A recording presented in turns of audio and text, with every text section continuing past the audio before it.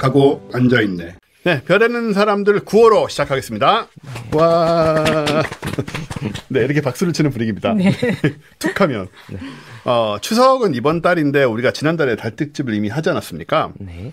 그런데 보니까 홍승수 박사님이 아쉬웠는지 오늘도 좀 달 관련된 이야기더라고요. 맞습니다. 네. 예, 그래서 오늘은 반쯤 달 특집으로 반달 특집으로 이름을 붙여봤습니다.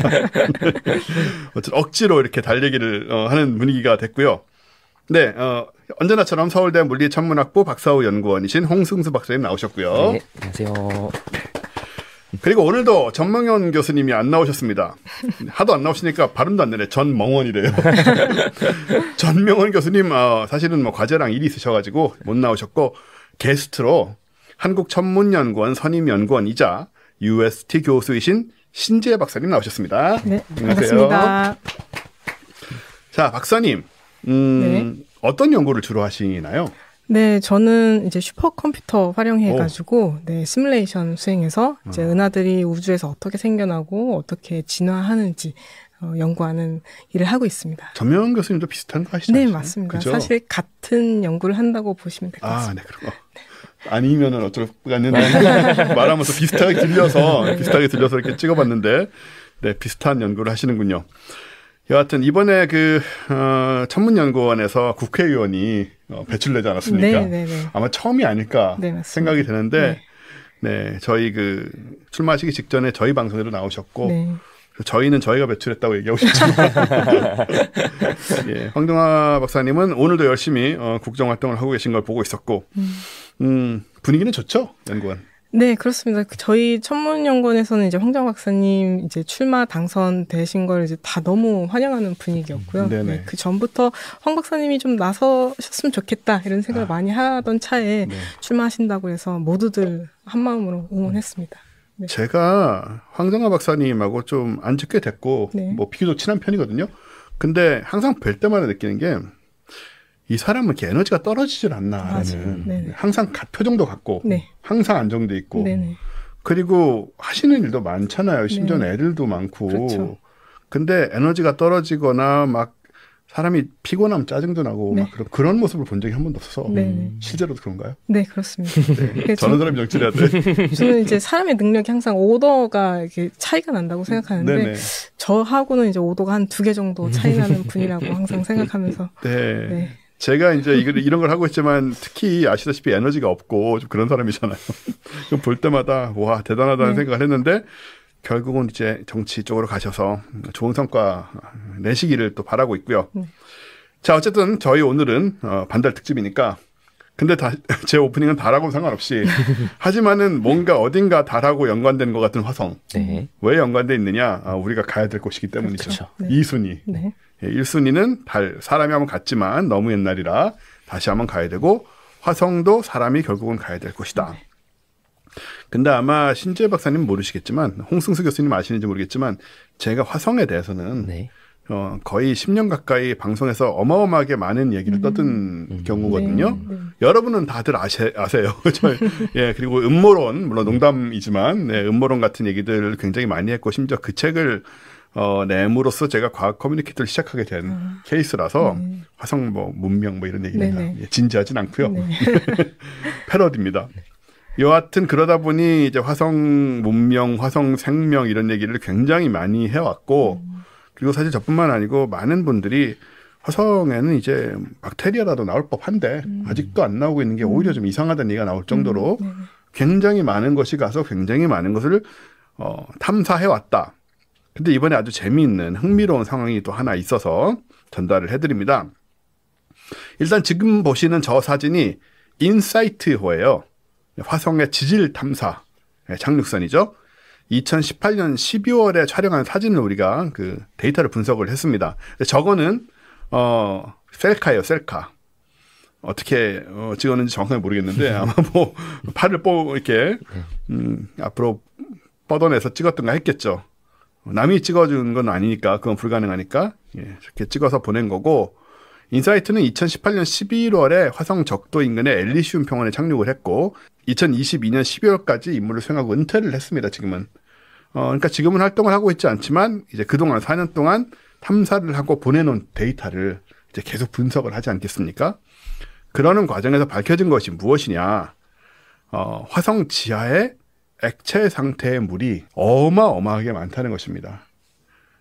지하수. 근데 너무 깊어서 퍼내서 마신다거나 뭐 이건 좀 어려울 것 같아요. 왜냐하면 뭐 10km, 20km 이렇게 지하에 있으니까.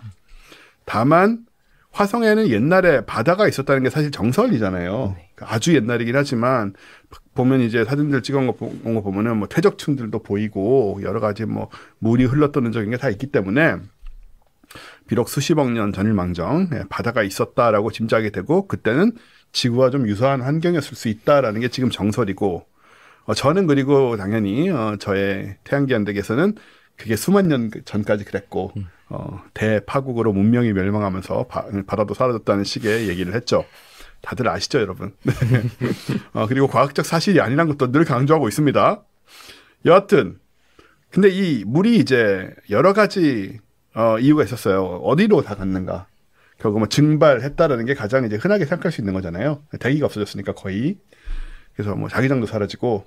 그래서 증발했을 거라고 생각을 했는데 상당량이 지하로 내려간 것이 아닌가라는 얘기도 지금 나오는 거거든요. 바선 라이트 미국 샌디에고 캘리포니아대 스크립스 해양학 연구소 교수가 이끈 공동 연구팀이 나사의 화성 착륙선 인사이트의 지진파 분석을 했습니다. 그래서 지하 11.5에서 20km에 위치한 지각에 대량의 물이 있다라는 사실을 밝혀냈고요. 연구 결과는 지난 12일에 국제학술지인 그 미국 국립과학원 회보에 공개가 됐습니다. 지금 보시는 게 대충 이제 이런 식으로 생겼다는 거죠. 인사이트가 저기 있고 저렇게 높이 있지 않습니다. 저건 땅을 이제 파서 지금 뽑아내서 보여주는 거고요. 밑에는 당연히 마른 이제 흙층이 있는 것이고 쭉 내려가서 11.5에서 20km 정도 가면 저기에 이제 암석공 속에 바위들 사이에 물이 매우 많다. 지하수가 뭐 콸콸 흐르는 것인지 그 액체 상태로 이렇게 모여 있는지 뭔지 모르겠어요. 하지만은 굉장히 많이 있는 것으로 지진파를 통해서 어떻게 가능한가? 지진파 속도 데이터를 수학적 모델링을 하는 거거든요. 지구도 마찬가지로 지진파 통해서 석유나 천연가스 이런 거 다 확인을 하니까 마찬가지 방법을 쓴 건데 분석 결과로 저렇게 나온 것이고 그리고 저 양이 어느 정도 될 것 같으냐라고 봤더니 약 30억 년 전에 사라진 것으로 추정되는 과거 화성 바다의 물보다 많은 것 같다. 심지어 저게 밖으로 나오면요. 지각 밖으로 나오면 화성 표면 전체를 수심 1-2km 정도로 덮을 수 있는 양이래요. 그러니 뭐 정말 어마어마한 양이죠. 이런 발견이 그래서 아까 말씀드린 대로 화성 바다 가설에서 바닷물이 우주로 증발한 대신에 지각 안쪽으로 내려갔을 수 있다. 이런 관점을 확실히 제시하고 있고 그리고 저 안쪽으로 들어가면 물이 액체 상태의 물이 있으니까 단순한 생명체가 아직 남아있을 수도 있지 않을까. 뭐 박테리아 수준에서라도 정도는 우리가 한번 유추해 볼 수 있는 그런 상황이라서 굉장히 많은 시사하는 바들이 있습니다. 말씀드린 대로 저걸 뽑아내서 뭘 쓸 수는 없지만 저것이 말해주는 그 생명의 가능성이나 그 여러 가지 그리고 바닷물이 뭐 잘 모르겠지만은 바닷물이 증발하는 것이 아니고 저렇게 깊은 밑으로 흘러내려갔다면 그 메커니즘은 뭐였을까도 좀 궁금해지고요. 그래서 이런 부분들이 좀 대발견이란 대발견이라고 저는 생각이 되고 왜냐하면 다들 아시다시피 요즘 유로파니 뭐 엔켈라두스니 기타 등등 태양계의 각종 위성 혹은 뭐 행성이라고 말할 정도는 화성밖에 없지만 위성들의 물이 많고 얼음층 미치던 어떤 물이 많고 액체 상태의 물이 많으면 생명이 있을 가능성이 있다라는 진지한 지금 논의를 하고 있고 그래서 유로파에는 뭔가 보낼 생각도 하고 있잖아요. 그렇죠. 그 얼음층 가려진 틈에 뭐 넣어가지고 이렇게 안에 카메라로 찍겠다 이런 얘기를 하고 있는데 여하튼 이런 식으로 점점 주변 생명의 가능성은 좀 높아지고 있다라는 점이 상당히 시사되는 바고요. 그리고 제가 얼마 전에 그 뉴스앤올리스에서 얘기했는데 이건 뭐 약간 언급을 하자면 안 보신 분들을 위해서 이번에 컴퓨터 코딩 과정에서 그러니까 코드에서도 그 노이즈들이 있어요. 그러니까 이 백색 노이즈라고 할 수 있는 화이트 노이즈라고 할 수 있는 무의미한 코드들입니다. 그러니까 이거를 이제 그 컴퓨터 쪽에서는 일종의 지구 초기의 원시 수프 같은 형태라고 그렇게 가정을 했어요. 그리고 무의미한 코드들을 잔뜩 던져놨는데 그 속에서 자가 복제를 하는 코드들이 만들어졌습니다. 자동으로. 그러니까 얘네들이 서로 돌연변이를 일으키고 합성을 하고 부딪히고 하면서 코드들이 섞이면서 스스로를 복제하는 코드들이 생겨났어요. 그래서 그걸 보면서 물론 이거는 뭐 컴퓨터 속의 세계이긴 하지만 시뮬레이션 한 게 아니고 그냥 무작위로 이제 던져놓은 상태에서 자연스럽게 그런 일이 벌어져서 지금 계속 그건 돌아가고 있거든요. 그래서 지금 궁금한 거는 그것이 지금은 단지 자가 복제만 하고 있지만 혹시 조금 더 복잡한 형태의 코드로 발전할 가능성도 있는 것인가. 그럼 이것이 컴퓨터 세계 아니긴 하지만 우리 초기 지구에서 생명체가 만들어지는 과정과 유사한 뭔가 본질적으로는 유사한 모습일 수 있다. 만약에 이게 이런 식으로 저절로 자연스럽게 일어나는 일이라면 우주 어디에서도 생각보다 쉽게 일어나는 일인지도 모른다라는 그런 얘기가 또 나왔었어요. 그래서 이것도 역시 마찬가지로 화성이나 여기저기서도 우리가 조금만 더 탐사를 하고 조금만 더 노력을 하면 그리 머지 않아서 단순한 생명체라도 찾게 되지 않을까. 그런 기대를. 왜냐하면 제가 2017년인가 2018년인가를 이미 그 외계 생명 발견의 해로 제 맘대로 정했었거든요. 근데 지금 꽤 많은 시간이 지났지만 안 되고 있지 않습니까? 급합니다, 마음이. 큰 오차 없이. 사실 지금은 이미 오차가 많이 났지만 한 100년, 200년 후에는 5년 정도 오차는 아무것도 아니잖아요. 그렇죠? 네, 그런 기대를 또 하면서 보게 되는 그런 얘기였고요. 네, 화성에 많이 가서 이제 또 사람도 가서 사람이 가서 역시 확인을 하는 부분이 굉장히 중요하기 때문에 이제 곧 된다고 하니 기대를 또 해보는 걸로 이렇게 생각을 하려고 합니다. 네. 자, 이렇게 화성 얘기 끝났고요. 오프닝은 끝났고 홍승수 박사님은 지난번에도 달 얘기를 해주셨고 그리고 우리가 늘 헷갈리는 그 달에 왜 다른 지표면 근처에서 크게 보이는가라는 부분을 다들 들어도 그때도 강조했지만 들어도 잊어버리고 다 옛날 생각으로 돌아가는 블랙홀 같은 그런 얘기예요. 그 얘기가 한 번 들어도 잊어버리고 또 잊어버리고 계속 중학교 때 들었던 얘기로 다시 돌아가는 그런 주제였는데 어쨌든 잘 설명을 해주셨는데 이번에 이 달 얘기 관련된 걸 가져오신 건 역시 그 추석 때문이실까요? 그렇죠. 네. 야, 감사합니다. 네. 지난번에 8월 달에 우연찮게 달 얘기가 다 나와버리는 바람에 이번 달 추석인데 이게 뭐 어떡하나 생각을 좀 걱정을 했는데 이렇게 스스로 가져와 주셔가지고 자, 한번 얘기를 시작해 주시죠. 추석을 맞이해서 달을 한 번 더 준비를 해봤습니다. 잘하셨습니다. 네. 그리고 사실 이제 지난번 녹화 때 댓글을 이제 보다가 다른 어떤 구독자분께서 댓글을 남겨주셨는데 이 달 특집 한번 더 해주셨으면 좋겠다. 특히 이제 밀물 썰물 관련해서 또다시 이제 매번 설명을 해줘도 본인은 이제 까먹으신다. 또 쉽게 설명을 해주면은 참 좋을 것 같다라는 의견을 남겨주셔서 감사하게도 또 주제를 또 이렇게 던져주셔서 한번 준비를 해봤습니다. 네, 조석 현상, 이모저모에 대해 말씀을 드리려고 합니다. 사실 뭐 다 아시겠지만 조석 현상이라 하면 뭐 밀물 썰물을 얘기하는 거죠. 근데 사실 보면은 조석이라는 얘기만 들었을 때는 우리 지금 너무나 당연히 알고 있지만 좀 이상한 말인 것 같습니다. 조석. 뭐 아침 저녁인 것 같고. 그래서 이제 무슨 뜻인가 한번 이제 봤더니 조석. 요것만 이렇게 딱 조석이라고 적어놓고 보면은 저나 이제 더 어린 친구들은 만화가를 생각을 합니다. 예, 저도 마찬가지입니다. 네. 조석이라는 유명한 만화가 분께서 계시죠. 예. 근데 이제 조석 말의 뜻풀이를 해보면은 한자로 저렇게 쓰고 영어로는 타이드라고 합니다. 사실 저는 어디서 강연 같은 거 들을 때 한자가 나오기 시작하면은 약간 이제 재미없어진다. 저는 약간 이런 생각을 하는데 마침 또 제가 준비를 하다 보니까 저도 한자어를 이렇게 꺼내게 되게 됐습니다. 뭐 저 정도는 우리가 좀 소화하고 넘어갈 수 있지 않을까요? 예, 저도 이게 처음 찾아보게 됐는데 조석 저게 이제 조자가 아침 조자에다가 이제 물수변자가 붙어 있습니다. 그렇죠. 네. 물 더하기 아침. 뭐 아침물. 이게 발전해서 밀물이란 뜻이 됐고 지금은 조라는 단어 자체가 밀물과 썰물을 동시에 의미한다고 합니다. 예. 석은 저녁 서자에 마찬가지로 물이 붙어 있고 뭐 그러면 이제 썰물을 의미하겠죠. 저거를 그냥 아침 저녁 한자랑 똑같다고 생각하시는 분들이 많아요. 그냥 아침 저녁 물이 왔다 갔다 하겠거니 하고 사실 그것도 아니잖아요. 아닌데 근데 이번 기회에 여러분 아시기 바랍니다. 물수변이 이렇게 붙어 있는 다른 한자라는 거. 그리고 영어로는 이제 tide라고 하는데 뭐 정확한 레퍼런스는 모르겠지만 저 TID 쪽에 옛날 영어에서 시간이나 시기를 의미했다고 합니다.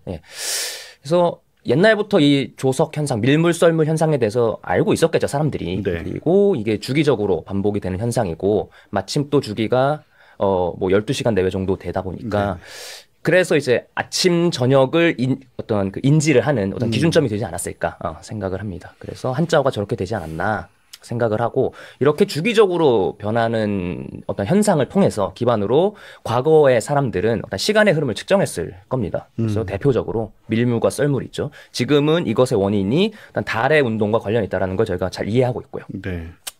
뭐 그거 말고도 천체의 뜨거워짐, 해가 뜨거워지고, 뭐 별이 뜨거워지고, 이거는 지구의 자전과 관련이 있는 주기적인 현상이고요. 네. 예.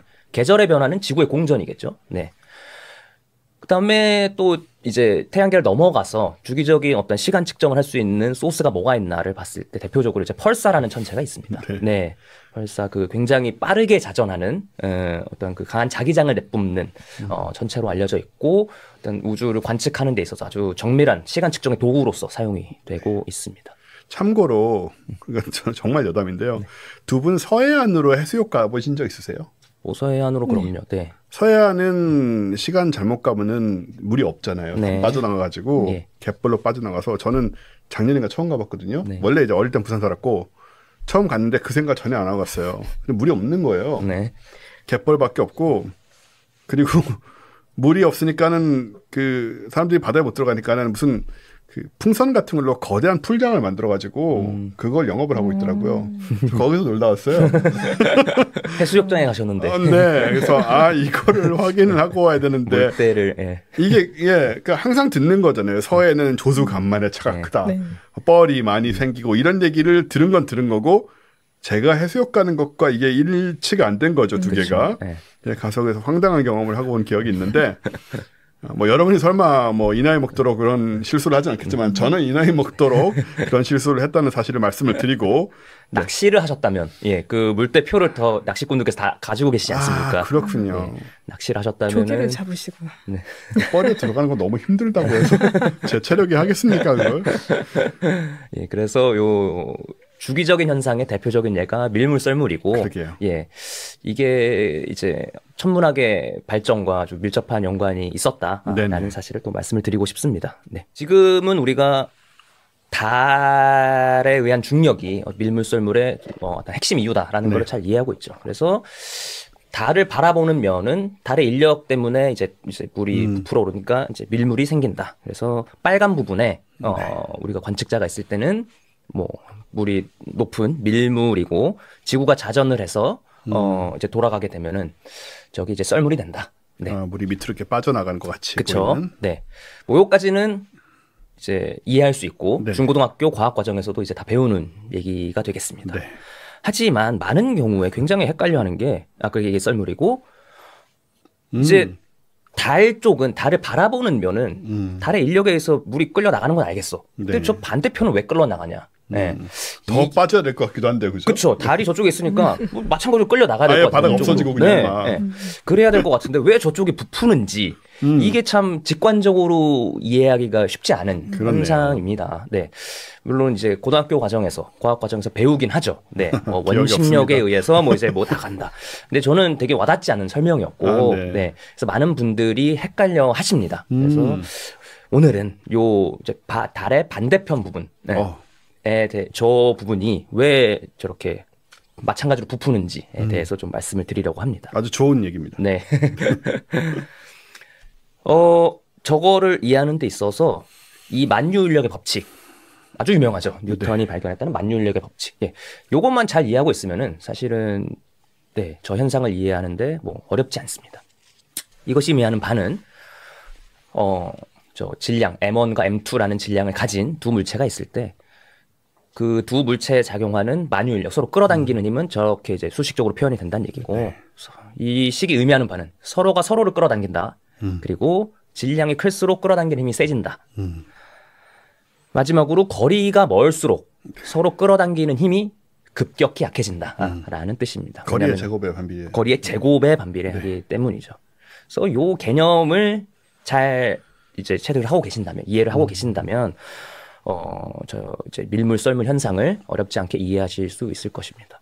그래서 태양계를 봤을 때, 태양이 어떤 가장 질량이 큰 천체로서 태양계 행성의 운동에 가장 큰 어떤 영향을 미치는 소스가 되겠죠. 그래서 태양계 행성들은 태양을 주변으로 공전을 하고, 그래서 저 만유인력의 식을 이제 잘 곱씹어 보면은 태양과 수성 사이에는 그 중력의 힘이 가장 크고, 태양과 저기 해왕성 또는 그 너머에 명왕성을 포함한 초천체들에는 약한 힘이 서로 작용을 하겠구나. 네. 거리가 멀기 때문이죠. 네. 네. 사실을 아실 수 있을 겁니다. 그러면 다시 이제 지구 달 시스템으로 와보겠습니다. 한번 설명을 드려보겠습니다. 요거가 이제 회색깔 원이 지구이고, 그다음에 그 지구를 바닷물이 둘러싸고 있습니다. 네. 달이 없는 경우라면은 뭐 밀물 썰물 현상이 없을 것입니다. 달이 있는 경우를 한번 생각을 해보겠습니다. 저 태양의 중력은 네. 그 밀물 썰물이 만들어질 정도의 영향력은 못 미치는 거죠? 아닙니다. 아주 크게 미칩니다. 예, 달이 가장 가깝게 있기 때문에 달에 의한 영향이 크고 태양에 의한 영향은 이제 달의 한 반, 3분의 1에서 반 정도의. 그 정도나 되나요? 예, 왜냐하면은 아까 중력식에서 보실 수 있듯이 질량에도 중력이 비례하거든요. 네. 예, 거리가 물론 제곱의 형태로 붙어 있으니까 가장 큰 영향을 미치지만, 네, 그래서 태양에 의한 영향 뒤에서 또 말씀을 드리겠습니다. 네. 달의 중력에 의해서 그 밀물과 썰물이 생기는 그 현상 이해하기 위해서는 첫 번째로 지구를 중심으로 생각하시면은 상당히 헷갈립니다. 네. 달을 기준으로 먼저 생각을 하셔야 되고요. 두 번째는 아까 저 만유인력 식을 잘 곱씹어 보시면 거리의 제곱분의 1에 비례하지 않습니까? 네. 그렇다는 얘기는 달과 가까운 쪽에 있는 물은 달에 의해서 더 세게 끌어당겨지고, 그쵸. 먼 쪽일수록 더 약한 힘으로 끌어당긴다는 얘기가 됩니다. 네. 네. 그거를 그림으로 이렇게 표현을 해봤습니다. 네. 달과 가까운 쪽에 있는 물은 달이 세게 끌어당기고, 달의 반대편 쪽에는 이제 달이 약하게 끌어당깁니다. 저 화살표의 크기가 그거를 바로 힘의 크기인 거죠. 네. 네. 세 번째로는 우리가 잘 알고 있지만 지구는 어떤 딱딱한 강체에 가깝고요. 네. 그 지구를 둘러싸고 있는 바닷물은 유체죠. 네. 네.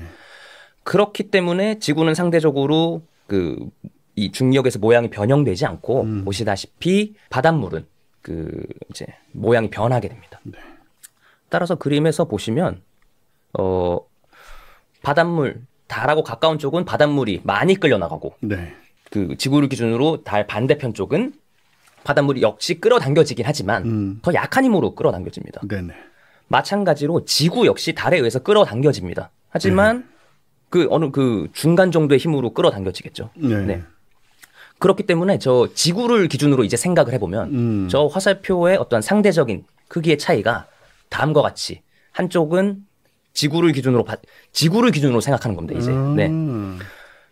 지구의 저 가운데 화살표를 기준으로 생각을 했을 때 화살표의 그 벡터 뺄셈을 해보시면은 오른쪽 달과 가까운 쪽은 저 합력이 달 쪽으로 갈 거고, 반대쪽 지구 달 먼 쪽은 합력을 생각해 봤을 때 이쪽 먼 쪽으로 합력이 작용을 할 것입니다. 네. 그렇기 때문에 우리가 달과 가까운 쪽은 달에 끌려가는 게 기본적으로 이해는 되지만, 네. 네. 달과 먼 쪽도 이제 바깥쪽으로 끌려가는 이유는 어떤 지구를 끌어당기는 힘과의 어떤 상대적인 차이다. 네. 그것 때문에 바깥쪽으로 끌려 나가는 것처럼 보인다. 네. 이렇게 이해를 할 수 있을 것입니다. 간단하게 얘기하면 지구가 조금 끌려가기 때문에. 그렇죠. 네. 네. 그러니까 이게 지구가 끌려간다는 생각을 안 해요. 네. 보통 당연히 이제 기본적으로 두 개가 서로 간에 이제 공전을 한다는 것은 네. 중력 중심점에서도 네. 공전을 한다는 것은 둘 다 움직이는 게 맞죠. 그런데 네. 우리 생각에는 지구는 크고 네. 달은 작고, 또 한편 너무나 고전적인 느낌으로 우리는 안 움직이는 것 같으니까. 네, 그렇죠. 네. 달이 뭐 있던 없던 우리는 안 움직이는 느낌이 없으니까 네. 지구는 가만 딱 붙어 있고 달만 돌 거라고 생각을 네. 한단 말이에요. 그런데 네. 사실은 지구도 달을 따라서 움직이다 보니 그쵸. 그 플러스 마이너스 하면 네. 이제 저렇게 네. 저런 반대편에서도 저런 현상이 일어난다는 그런 네. 말씀이신 거죠. 그렇죠. 네. 네네네. 달이 물도 끌어당기지만 네. 지구도 끌어당긴다. 또 한 가지의 핵심은 달이 물을 끌어당기는데 가까운 쪽은 세게 끌어당기고 네네. 먼 쪽은 약하게 끌어당긴다. 예. 그 중력의 차이가 우리 지구를 중심으로 봤을 때 그 중력의 차이가 한쪽은 달 쪽으로, 다른 한쪽은 달 바깥쪽으로. 네. 그렇겠네요. 네. 그렇게 느껴지겠네요. 네. 그러니까 지구를 기준으로 봤을 때는 뭔가 양쪽에서 땡기는 듯한 힘이 작용하는 것처럼 느껴진다. 네. 그래서 핵심은 지구를 기준으로 했을 때 달 인력의 상대적인 차이가 네, 그 밀물썰물의 현상을 만드는 그 힘이 된다. 아마 이따 얘기하시겠지만 저게 그렇다고 똑같진 않겠죠, 완전히? 뭐 계속 이어서 설명을 드리겠습니다. 네, 네. 그래서 요것을 이제 차등 중력이라고 합니다. 네. 중력이 거리에 따라서 다르게 적용한다는 거죠. 네. 그리고 요것을 조석력 또는 기조력이라고 합니다. 우리말로 풀어 쓴다면 조석이 밀물썰물이니까 밀물썰물을 일으키는 힘 정도로 할 수 있겠고 기조력은 기자가 이제 일으키다 기자이기 때문에 밀물썰물을 일으키는 힘, 이게 되겠죠. 영어로는 타이달 포스라고 합니다. 그래서 요 힘의 실체는 움직이는, 정확히 말하면 가속하는 시스템에서 느껴지는 가상의 힘입니다. 네. 앞서 말씀드렸듯이 실제로 이 물에 작용하는 힘은 달이 이끄는 중력밖에 없습니다. 네, 중력이 답니다. 네. 그러니까 이제 그거 가지고 원운동을 하게 되는 거고. 하지만 우리가 이제 지구도 이제 끌어당기고 말씀해 주셨듯이 지구가 운동하는 시스템이기 때문에 움직이는 시스템에서 봤을 때 느껴지는 가상의 힘, 양쪽으로 끌어당기는 것 같은 힘, 가상의 힘입니다. 네. 겉보기 힘이라고도 하고 이것을 관성력이라고 합니다. 네. 요것을 조금 더 이제 친숙한 예로 좀 다시 예를 들어 설명을 드리자면 급출발하는 버스를 한번 저희가 생각을 해볼 수 있습니다. 급출발하는 버스, 우리가 뭐 출퇴근할 때 만원 버스에 이제 손잡이를 이제 잡고 타는 경우가 있지 않습니까? 이것을 버스 바깥에 있는 어떤 관찰자가 이 안에, 버스 안에 이제 손잡이를 잡고 있는 사람을 본다고 생각을 해봅시다. 네. 이런 경우에 이제 버스가 갑자기 급출발을 하게 되면은 이제 뒤로 확 쏠리게 되죠. 네. 이게 이제 머리나 우리가 잡고 있는 손잡이는 관성에 의해서 그냥 가만히 있으려고 합니다. 네, 제자리에 있으려고 하는 성질이 이제 관성이죠. 그 현재 운동 상태를 유지하려고 하는 성질. 네, 그게 관성이라고 하는 거죠. 머리와 손잡이는 관성에 의해서 그저 원래 위치에 그냥 있는 건데 버스가 갑자기 가속을 하는 거죠. 네, 그러니까 버스와 붙어 있는 발은 먼저 버스에서 끌려가는 거고 머리는 가만히 있으니까 뒤로 확 그냥 밀리는 것 같은 느낌을 받는 거죠. 그러니까 이게 되게 중요한 포인트인 것 같은 게요. 우리는 항상 이제 느낌상으로 저런 상황에 놓이면 머리와 팔이 쿵 하고 움직이는 거지 다리가 움직인다고 생각을 하지 않고 안에 있으면 근데 실제로 움직이는 거는 이제 마찰로 발에 붙어 있는 다리가 끌려가는 것이고 얘는 가만히 있으려고 하다 보니 그게 이렇게 쿵 되는 거다. 이제 그런 얘기잖아요. 그죠? 그렇죠. 예. 이게 그 움직이지 않는 시스템의 바깥에서 본 이걸 이제 관성 좌표계라고 합니다. 네, 관성 좌표계 바깥에서 움직이는 시스템을 바라봤을 때의 해석입니다. 네, 상대성 이론할 때 많이 나오는 얘기죠, 관성 좌표계. 맞습니다. 예, 상대성 이론. 네, 다음 페이지에 또 키워드로 제가 준비를 했는데요. 제가 자꾸 막 이상한 질문하면서 힘을 빼는 것 같은 느낌이 좀 있는데 좀 자제하도록 하겠습니다. 아닙니다. 너무 좋습니다. 네. 말씀해 주셨듯이 이제는 버스 안에 관찰자로 저희가 한번 가보겠습니다. 네. 버스 안에서는 버스가 이게 가속을 하는지 뭔지 모릅니다. 갑자기 출발을 하면은 어떤 힘이 갑자기 나타난 거로 저희가 생각을 합니다. 그렇죠. 뭐가 끌어당기는 것처럼 우리는 인지를 하게 되는 거죠. 네. 어떤 힘이 갑자기 생겨서 우리를 잡아당긴다 뒤로 이렇게 인지를 하게 되는 겁니다. 이게 바로 겉보기 힘, 가상의 힘, 다른 말로 관성력. 이라고 합니다. 실제로 버스는 움직이겠지만 여기서 말씀하시는 건 그게 아니고 관성에 우리가 이제 느껴지는 그 힘, 그 힘은 사실은 실체가 아니다. 그렇죠. 실체는 그냥 버스는 그냥 가는 거고 머리나 손잡이는 그냥 가만히 있으려고 하는 거고 그 어떤 운동 성질의 차이에 의해서 그냥 이렇게 해석되는 것뿐인데 안에 있는 사람은 갑자기 어떤 힘이 정체를 모르는 힘이 나를 잡아당긴다고 그냥 생각을 하는 거죠. 그렇죠. 뒷머리 잡고 이렇게 확 잡아당기는 것 같이. 왜냐하면 버스가 자기가 속한 시스템이 움직이는 걸 모르기 때문에. 이게 이제 가상의 힘, 겉보기 힘입니다. 이 실존하는 힘이 아닙니다. 이런 거 너무 재밌어요. 늘 듣는 얘기인데도 재밌어요. 실존하지 않지만 뭔가 있다고 생각을 하는 거죠. 그래서 가상의 힘이라는 표현을 씁니다. 이게 미리 말씀해 주셨듯이 일방상대성 이론의 핵심입니다. 이 어떤 중력에 의해서 만들어지는 어떤 힘과 가속하는 시스템에서 만들어낸 관성력이 이제 구분할 수 없다. 네. 이게 등가 원리라고 하고 상대성 이론의 핵심이라고 이제 알고 있습니다. 네. 이러한 시스템을 이제 비관성 좌표계라고 합니다. 움직이는 시스템. 이제 관성 좌표계와 비관성 좌표계에서 각각 이제 밀물과 썰물을 해석해 보겠습니다. 지구 바깥의 관찰자, 달을 기준으로 생각했을 때를 말하는 겁니다. 네. 뭐 앞에 했던 얘기와 똑같습니다. 달이 이제 지구라는 시스템을 확 끌어당깁니다. 네네. 네. 그럴 때 달과 마주하고 있는 가까운 쪽에 있는 바닷물은 관성의 효과보다, 그러니까 제자리에 있으려고 하는 효과보다 네. 달의 인력의 효과가 더 큰 겁니다. 그러니까 확 끌려가는 거고 네네. 먼 쪽은 예, 달이 예, 그 중력의 힘이 더 작기 때문에 거리가 머니까 네. 여전히 끌어당기고 있긴 하지만 그 힘이 조금 더 작은 겁니다. 그렇겠네요. 네. 하지만 또 원래 있으려고 하는 관성이라는 성질을 가지고 있죠. 네. 관성에 의한 성질보다 달의 인력에 의한 효과가 더 적은 겁니다. 네. 그렇기 때문에 지구를 중심으로 생각하면은 이제 아까 보여드렸던시 이제 확 양쪽으로 끌어당기는 듯한 가상의 힘이 발생을 한다. 들어보니까 저도 이거 정확하게 듣는 건 처음인 것 같아요. 지금. 네. 어설프게만 그냥 어디서 들은 것 같고. 네. 이거를 이제 비관성 좌표계에서 본다. 그렇다는 얘기는 지구에 갇혀 있는 인간의 입장에서 바라본다는 얘기죠. 이렇다는 얘기는 우리가 버스 안에 관찰자처럼 버스가 확 출발할 때 가상의 힘이 끌어당긴다고 생각하지 않습니까? 네네. 마찬가지로 달이 있고 달이 확 끌어당기는데 이때 지구에 있는 관찰자는 달이 끌어당긴다고 생각을 못하고 가상의 힘이 나를 뒤로 끌어당긴다고 생각을 하는 거죠. 네. 그러니까 관성력은 보시다시피 회색깔 이제 화살표로 이제 표현이 되게 되는데 여기서 달의 인력은 다음과 같이 이제 차이가 나게 되는 거죠. 거리에 따라서. 네. 요것을 이제 마찬가지로 벡터 합을 해보게 되면은 다음과 같이 양쪽 방향으로 끌어당겨지는 조성력, 기조력, 예, 요렇게 이제 나타나게 됩니다. 이거 역시 이제 가상의 힘인 거죠. 네. 예. 실제로 존재하는 힘은 달에 의한 중력입니다. 그게 실제 존재하는 힘입니다. 근데 그게 위치에 따라서 다르게 작용하기 때문에 비관성 좌표계의 관찰자에 의해서 해석하게 되면은 상대적인 차이만 느낄 수 있기 때문에 그렇겠네요. 예, 끌어당기는 저런 가짜 힘을 우리는 느끼게 된다. 네. 뭐 말씀대로 지구는 하지만 지구도 따지고 보면은 달 쪽이 더 땡겨 가겠지만 이건 강체니까 맞습니다. 그게 형태가 움직일 정도의 영향을 받지 않는 것이고 맞습니다. 저건 유체이기 때문에 확연하게 드러나는 예, 거죠. 맞습니다. 네. 방금 말씀해 주신 내용도 이제 뒤에 계속 이어지는데요. 아주 그 흐름을 잘 파악하고 계신다. 예. 저는 이렇게 예, 생각을 합니다. 네. 아주 핵심적인 질문을 예, 계속 던져주고 계십니다. 감사합니다. 예. 아유, 네. 그래서 이게 이제 조성력, 기조력, 밀물 썰물이 일으키는 힘이 되고 요게 이제 핵심이 중력인데 거리에 따라서 다르게 이제 작용하는 힘이기 때문에 차등 중력. 네. 차등 중력이 이제 조성력의 핵심이다. 라고 말씀드릴 수 있습니다.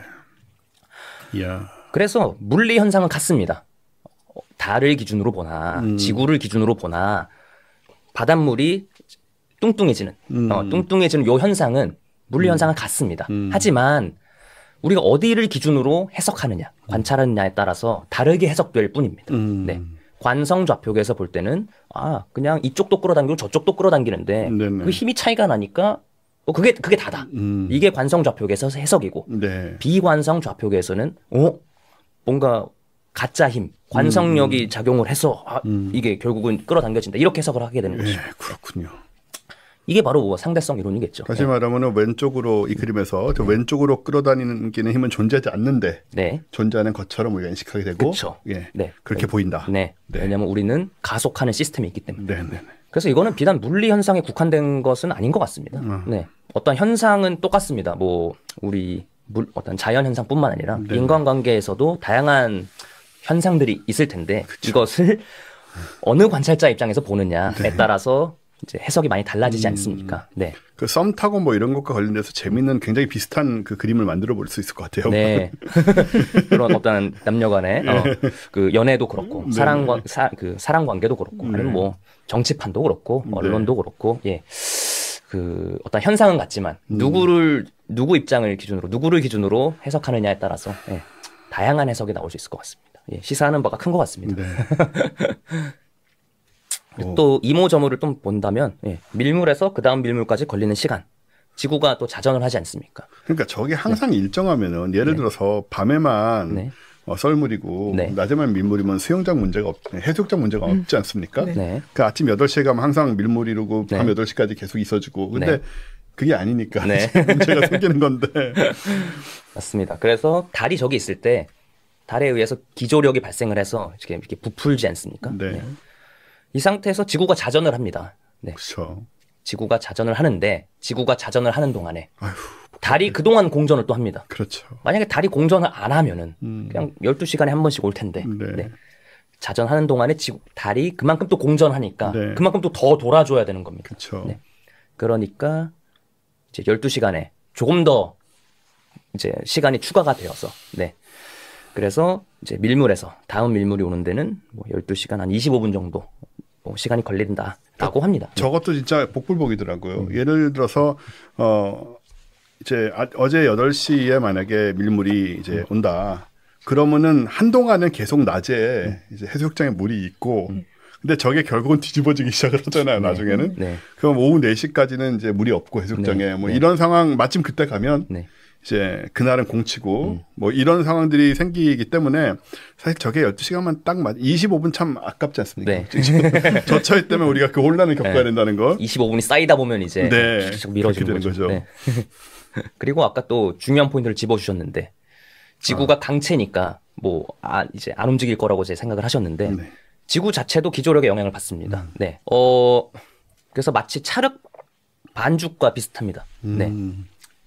찰흙 반죽이 이제 그것도 뭐 어떻게 보면 딱딱하지만 이게 누르면 모양이 변하지 않습니까? 그렇죠. 그런 것처럼 지구 자체도 영향을 받고 물론 이제 달이 지구의 어떤 밀물썰물에 영향을 미친다도 뭐 당연히 그렇지만 반대로 지구의 중력이 달에 기조력을 미칩니다. 마찬가지로 기조력을 미치는 거예요. 그렇겠죠. 만약에 달에 물이 있었다라고 하면은 달에도 당연히 밀물썰물 현상이 있었을 거고. 어마어마했겠네요. 그리고 그 차이는 어마어마했을 겁니다.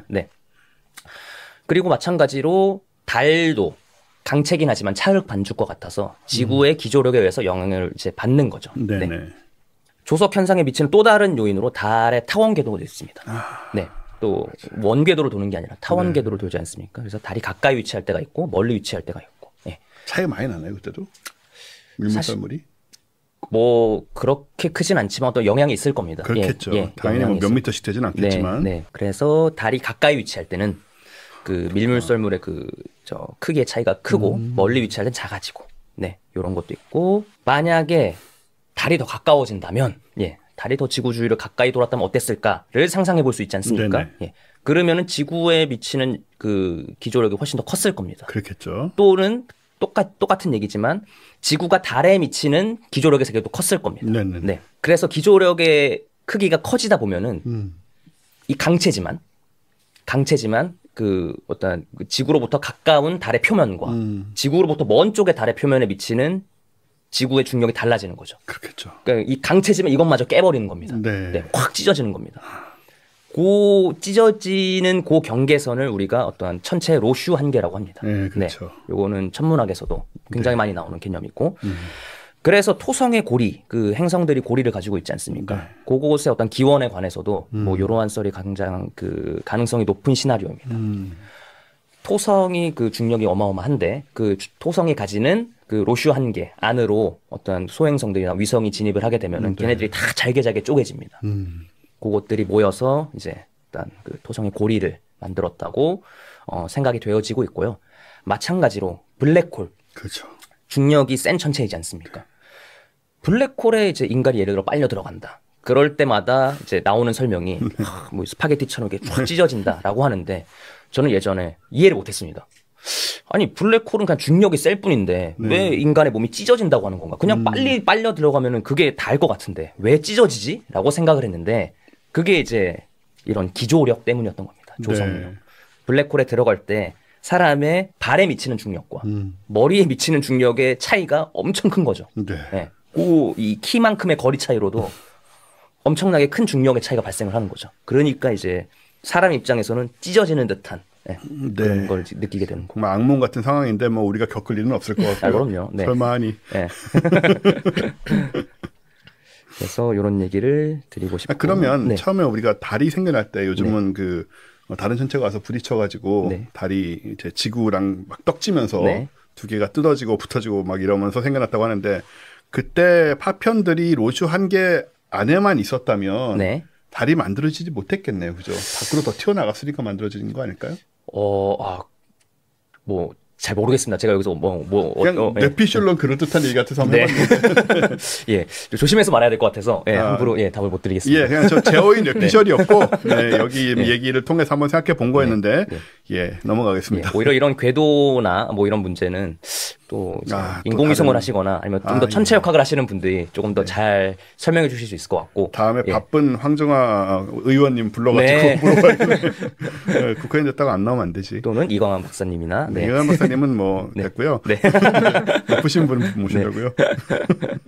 예, 그래서 저는 이제 이 정도 개념 설명만 좀 드리는 걸로 하고 또 아까 또 미리 말씀을 해주셨지만 조석 현상에 미치는 또 다른 요인으로 태양이 있습니다. 네. 달이 있을 때는 뭐 요 정도만 부푼다고 하면은 달과 태양이 같은 방향에 있을 때는 조금 더 부풉니다. 태양의 중력이 굉장히 크기 때문에 비록 멀리 있지만 굉장히 큰 질량을 가지고 있기 때문에 태양 역시 기조력에 영향을 미칩니다. 근데 이제 지구와 달이 또 공전을 하기 때문에 태양 주위를 항상 달과 태양이 같은 면에 있지는 않지 않습니까? 그렇겠죠. 그러니까 이제 달의 위상도 변하는 거고.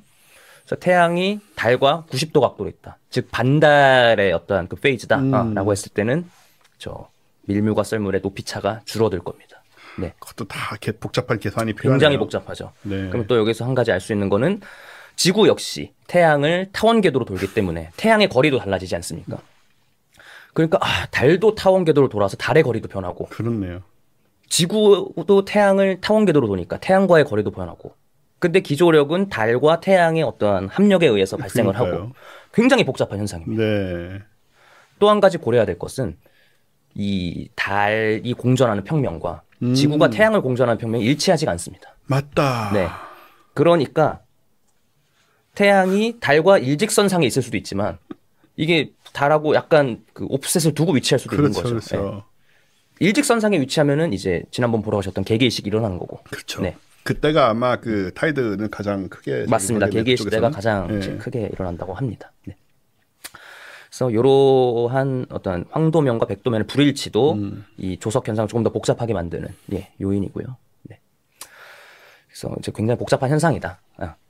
그 다음에 또 이모저모 또 말씀을 드리고 싶은 게 조석 마찰이라고 하는 현상입니다. 예. 그 바닷물은 달에 의해서 이제 부푸는데 지구는 그 와중에 또 자전을 하지 않습니까? 그러니까 그렇죠. 지구의 어떤 지각 표면과 바닷물 사이에 마찰이 생기게 됩니다. 네. 예. 그래서 지구의 자전 속도가 조금씩 느려진다고 합니다. 예.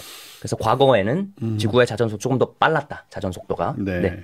그러한 연구 결과가 있고요. 물론 아주 미세하게 느려지고 있긴 하겠지만 그쵸. 여하튼 조금씩 느려지고 있다. 그럼요. 네.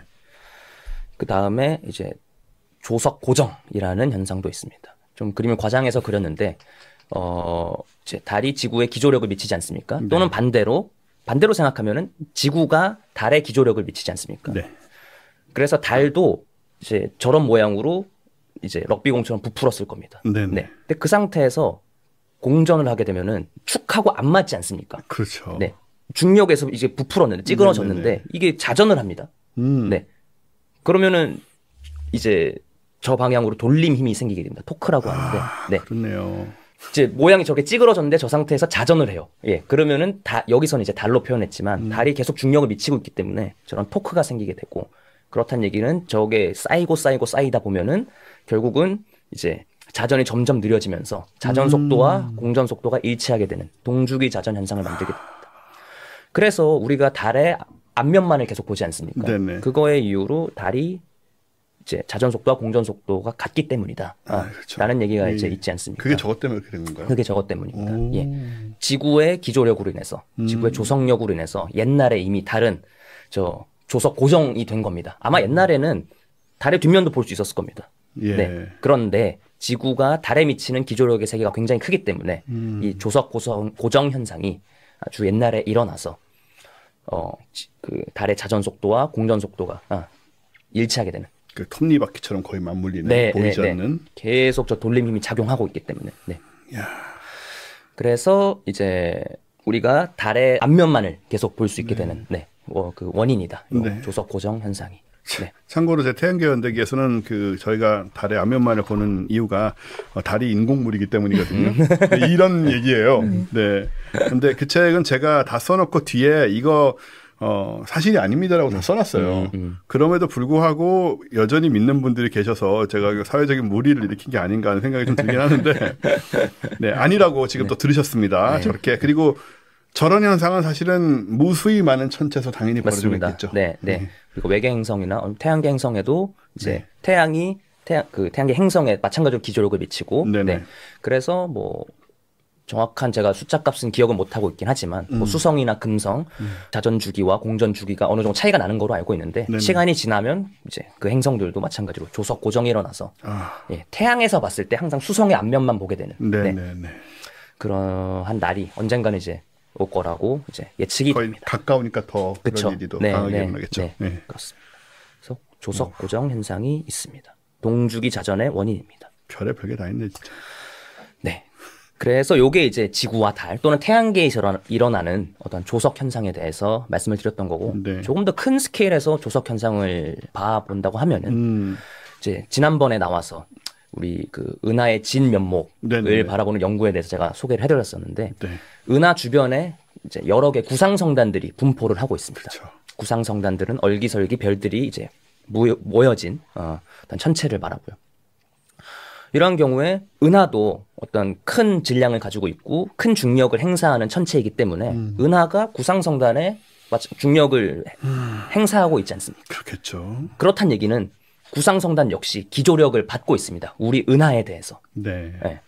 우리가 성단 입장이 되면은 은하와 가까운 면에 있는 어떠한 그 성단의 표면은 마찬가지로 끌려 나가게 되고 바깥쪽 은하와 먼 쪽에 있는 성단의 표면도 바깥쪽으로 끌려 나가게 됩니다. 밀물썰물이 일어나는 거죠. 그래서 성단이 이렇게 찢어집니다.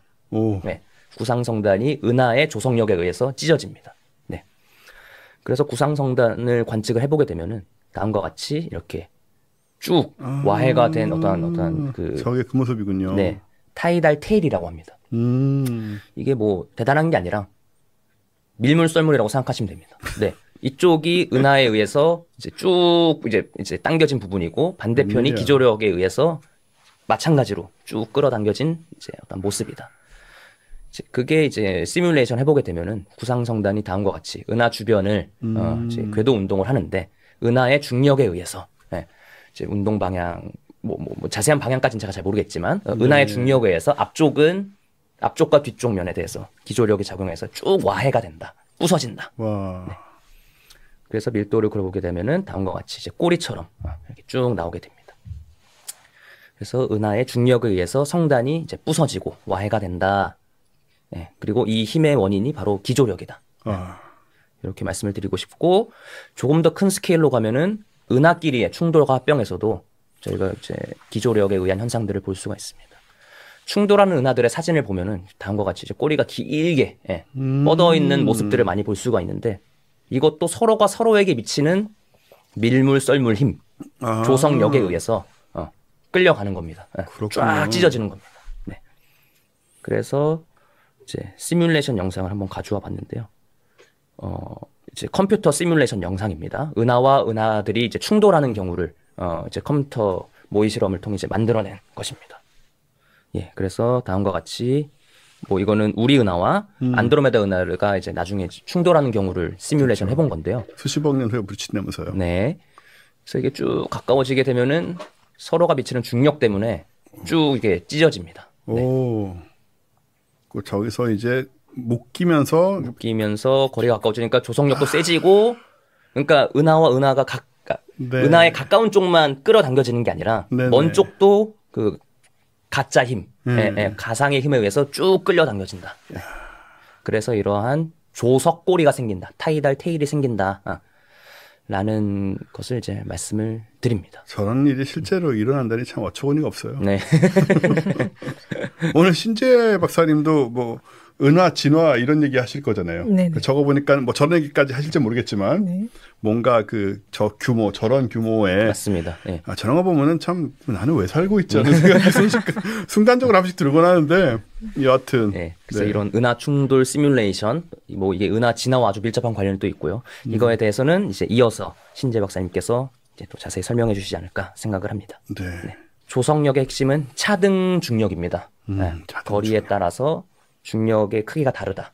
네. 그리고 그 중력의 크기의 차이를 지구 중심으로 생각하면은 이제 반대 방향으로 힘이 작용하는 것처럼 느껴진다. 게다가 거리의 제곱에 반비례하다 보니까 이게 굉장히 큰 차이를 유발하니까. 맞습니다. 거리가. 네, 맞습니다. 핵심을 잘 짚어주셨습니다. 네. 그래서 조석력은 실제 힘이 아닌 겉보기 힘이다. 네. 라는 것을 말씀을 드리고 조석 현상에 영향을 미치는 요인들이 굉장히 많다. 네. 매우 복잡한 현상입니다. 네. 뭐 그래서 그렇죠. 마지막으로 같은 현상이라도 관측하는 입장에 따라 다르게 해석된다. 비단 자연 현상, 물리 현상뿐만 아니라 다른 뭐 여러 가지 사람 사이의 일이라든지 네. 사회 현상이라든지 네. 관측하는 입장에 따라 다르게 해석될 수 있다. 네.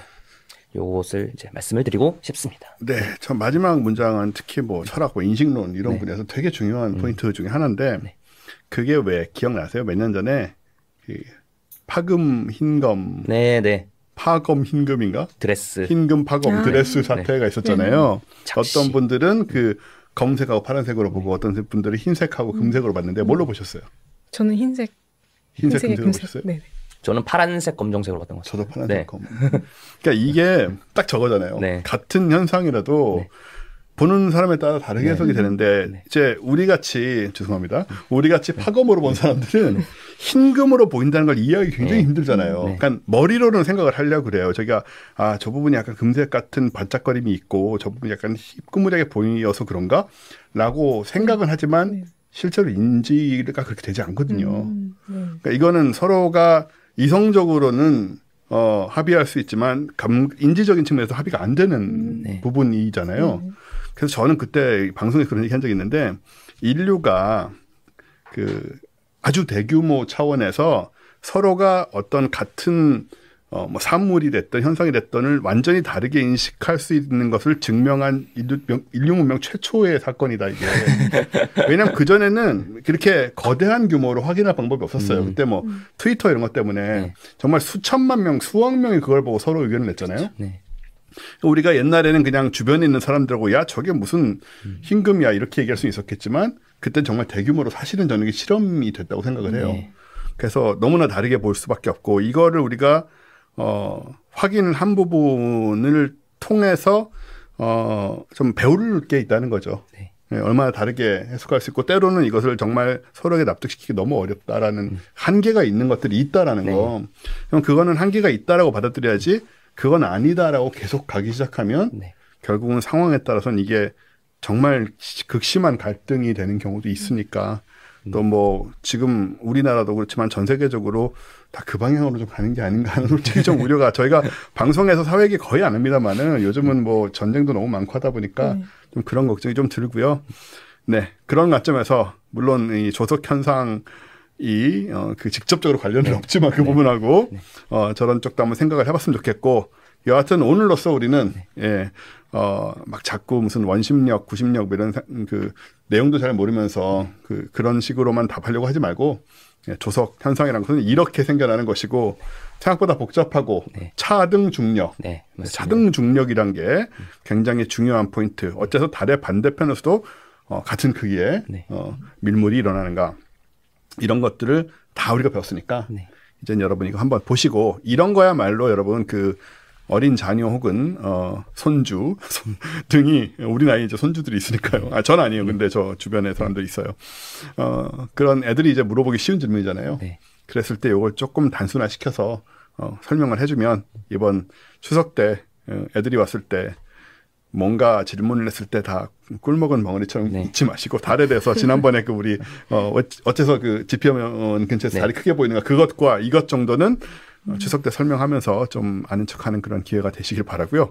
그래서 요게 이제 고등학교 과학과정에서 원심력에 의해서 뭐 여기는 달의 중력에서 끌려가고 반대편은 원심력에 의해서 반대편으로 끌려가고. 근데 그 원심력을 전 되게 이해하기가 힘들었는데 원심력의 실체가 바로 요 관성력입니다. 그래서 아마 공부하시는 고등학생 분들이 계시다면은 그렇죠. 이런 설명이 또 그 물리 현상을 이해하는데 도움이 되지 않을까 싶고, 뭐 최대한 쉽게 다시 표현하자면. 뭐 이쪽이든 저쪽이든 둘 다 달에 의해 끌려가는데 한쪽이 더 크게 끌려간다. 그러니까 가운데서 보면은 찢어지는 것처럼 보인다. 네. 이게 핵심입니다. 그렇습니다. 이렇게 한번 이번 보름달 보시면서 그렇구나 생각해 보길 바라고요. 이제 반달 특집은 사실 여기서 끝이에요, 이제. 네. 다음에 신재 박사님의 출마는 아마 달하고는 일절 관련이 없는 얘기가 될 것 같지만 여하튼 간에 마지막에 나왔던 은하 얘기와는 조금이나마 관련이 있을 것 같아서 이제 오늘 게스트로 모신 신재 박사님의 얘기를 들어보도록 하겠습니다. 네, 신재 박사님. 네. 지금 보니까 책이 하나 보입니다. 네, 멋진 책이 보이는데 무엇입니까, 저것은? 네, 저희 한국천문연구원에 글쓰기 동아리가 있습니다. 글쓰기 행성이라는 이제 동아리가 학습 동아리가 한 3년 전부터 있었는데요. 네. 저희가 이제 저희 사명이 우주에 대한 근원적인 질문에 과학으로 답한다인데요. 이제 저희 연구자들이 각자 맡은 연구를 열심히 하는 과정에서 이제 굉장히 사색적인 부분도 많이 생기거든요. 그래서 이런 것들을 좀 대중과 같이 공유할 수 있는 그런 기회는 없을까 고민하다가 저희가 이제 대중들을 위한 그런 책을 좀 만들어 보고자 이제 많이 고민을 했고 또 이제 운 좋게 출판사에서 이제 연락이 와서 지금 90일 밤의 우주라는 책을 준비했습니다. 저 유니버스 스페이스 코스모스가 사실 약간씩 다른 의미이기 때문에 그런 부분도 흥미로울 것 같고 저기서는 어떤 내용을 써주셨나요? 저는 지금 이 13개의 꼭지를 썼는데요. 많이 쓰셨군요. 네, 지금 90일 밤의 우주이기 때문에 챕터가 90개 있습니다. 네. 그래서 저희 저자 8명이 이제 각각 나눠서 이제 쓴 거고, 저는 이제 이 책을 기획할 때 어떤 주제를 쓸지 먼저 이제 선점을 하는 과정이 있었는데, 이제 최대한 제가 하는 연구와 관련이 있는 그런 주제를 선별했습니다. 네. 그 중에서 이제 이 3번째와 4번째를 제외하고는 정말 저의 주제랑 딱 맞는 그런 분야라고 말씀드릴 수 있고요. 그렇군요. 근데 저희가 이제 이거 전문적인 내용으로 이제 들어가기보다는 정말 우주 그리고 천문학에서 이런 개념이 있구나라는 것을 이제 소개를 하고 그리고 너무 딱딱하지 않게 이제 좀 친숙하게 우주를 접할 수 있도록 굉장히 좀 최대한 친근하게 이제 쓴 책이라고 볼 수가 있고요. 네네. 제가 가장 심혈을 기울여서 쓴 부분은 이제 맨 첫 부분에 해당되는 불 꺼진 천장이라는 첫 편 쓰셨어요. 네네. 네. 뭔가 주저자 같은 느낌을 주는. 그런 건 아니고요. 근데 이제 정말 이 책이 어떻게 시작되냐면요. 저희 아이가 자기 전에 엄마 지금 햇님은 땅속에서 자고 있냐? 그렇게 저에게 질문한 거예요. 그래서 굉장히 이 세계관과 관련된 질문이라고 생각이 들더라고요. 그래서 제가 어렸을 때 어떻게 세계를 인식했고 또 어떻게 보면 인류가 처음에 어떻게 세계를 인식했는지 그 질문이 계속 이제 꼬리에 꼬리를 물더라고요. 그래서 그리고 그게 결국 우주관하고 연결이 돼서 이제 이렇게 우주관이 발전해 왔다라는 것을 좀 챕터 1에서 소개를 했죠. 네. 저도 저런데 사실 그 통시적 관점들, 그러니까 과거의 인간들은 어떤 식으로 우주를 인식했을까 이런 데도 관심이 되게 많았어요. 그래서 여기저기서 아주 구석기인들이 정말 아무 지식도 없던 시점에 밖에 나가면 별이 잔뜩 있고 해는 떴다지고 달은 떴다지는데 해는 항상 일정하게 그래도 움직이는 것 같은데 달은 뭐 보면 낮에도 있고 보면 이걸 도대체 어떻게 해석을 해야 되느냐. 굉장히 특히 지적인 호기심이 많은 사람일수록 해석도 많이 하려고 했겠지만 좌절도 많이 했을 것 같고 뭐 또 신비주의도 끌어들이고 하면서 어떻게든 답을 내려고 했을 것 같거든요. 그런 상상들을 많이 해보곤 하는데 뭐 그런 얘기가 좀 담겨 있지 않을까라는 상상을. 맞습니다. 재밌는 생각이죠. 우리는 지금 우리가 갖고 있는 과학적인 지식을 너무 당연한 것처럼 생각을 하는 경향이 있습니다. 그런데 결국 그렇지 않고 너무나 긴 세월 동안에 걸쳐서 조금씩 알아낸 그런 것들인데, 근데 여기 9개나 꼭지가 있다 보니까 웬만한 얘기는 다 들었겠어요. 네, 맞습니다. 그죠? 이거 한 권 읽고 나면 우리는 우주에 대해서는 적어도 어느 정도는 거의 대부분의 영역에서 아는 척할 수 있게 되는 건가요? 네, 아주 얇게요. 이런 분야가 있구나. 요즘 그게 뭐 경향이니까. 하여튼 흥미로운 책이고, 여기 지금 추천하신 분들 제가 다 개인적으로 다 아는 분들이고, 한번 관심들 가져보시면 괜찮을 것 같고요. 네, 오늘은 하지만 이 내용을 뭐 직접 하시는 건 아니고. 네네. 네네네. 저는 오늘 이제 외소은하라는 한 번도 과학하고 앉아있네에서 이제 다뤄진 적이 없을 거라고 생각되는 그 주제를 가져왔습니다. 외소은하가 왜 중요하고 이 외소은하를 시뮬레이션으로 연구하는 게 또 왜 중요한지. 컴퓨터 시뮬레이션이란 그런 어떤 방법인 건지, 그리고 이제 마지막에서는, 실제로 우리 한국천문학계가 현재 추진하고 있는 다윈이라는 시뮬레이션 프로젝트에 대해서 좀 말씀을 드리고자 합니다. 네. 우선 이제 은하에 대해서는 여러분들 이제 잘 알고 계실 텐데요. 그래도 이제 간략하게나마 이제 말씀을 드리자면 은하는 이제 우주를 밝히는 등불과 같은 존재잖아요. 네. 그리고 또 이제 우주의 세포하고도 같은 존재라고 생각됩니다.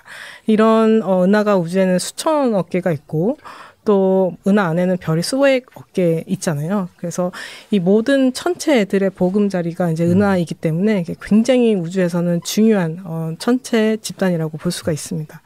그리고 천체들로 구성된 생태계라고 표현한 이유는 이제 은하 안에서 물질들이 그 성간 물질들이 다시 별이 되고 그 별이 다시 또 성간 물질이 되고 네네. 에너지와 물질들이 계속 순환하기 때문에 이제 살아있는 생태계로 비유할 수 있죠. 네네.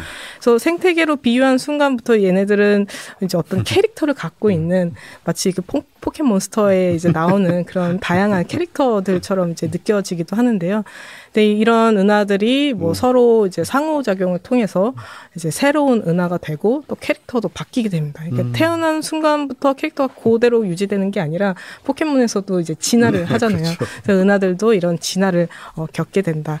말씀을 드리고 싶고요. 또 영상에서도 이제 타이달 테일을 확인하실 수 있습니다. 네, 맞습니다. 진짜. 이제 네. 그렇네요, 저런 것들. 밀물 썰물입니다. 네. 네. 그래서 이제 저는 이제 은하가 영어로는 갤럭시인데 이제 삼성에서 이제 핸드폰 이름을 갤럭시로 지은 이유가 그냥 지은 게 아니다. 굉장히 숙고를 한 거다라고 저는 이제 생각이 듭니다. 이제 은하가 생기려면 이제 암흑물질 헤일로가 이제 먼저 생겨야 되는데요. 좀 암흑물질이 무엇인지 구체적으로 설명을 좀 드릴까요? 아니면 그냥 당연히 그냥 뭐 여러 후보에 대해서는 네. 많이 언급이 돼서 뭐 자세히 설명하실 필요는 없을 것 같아요. 네.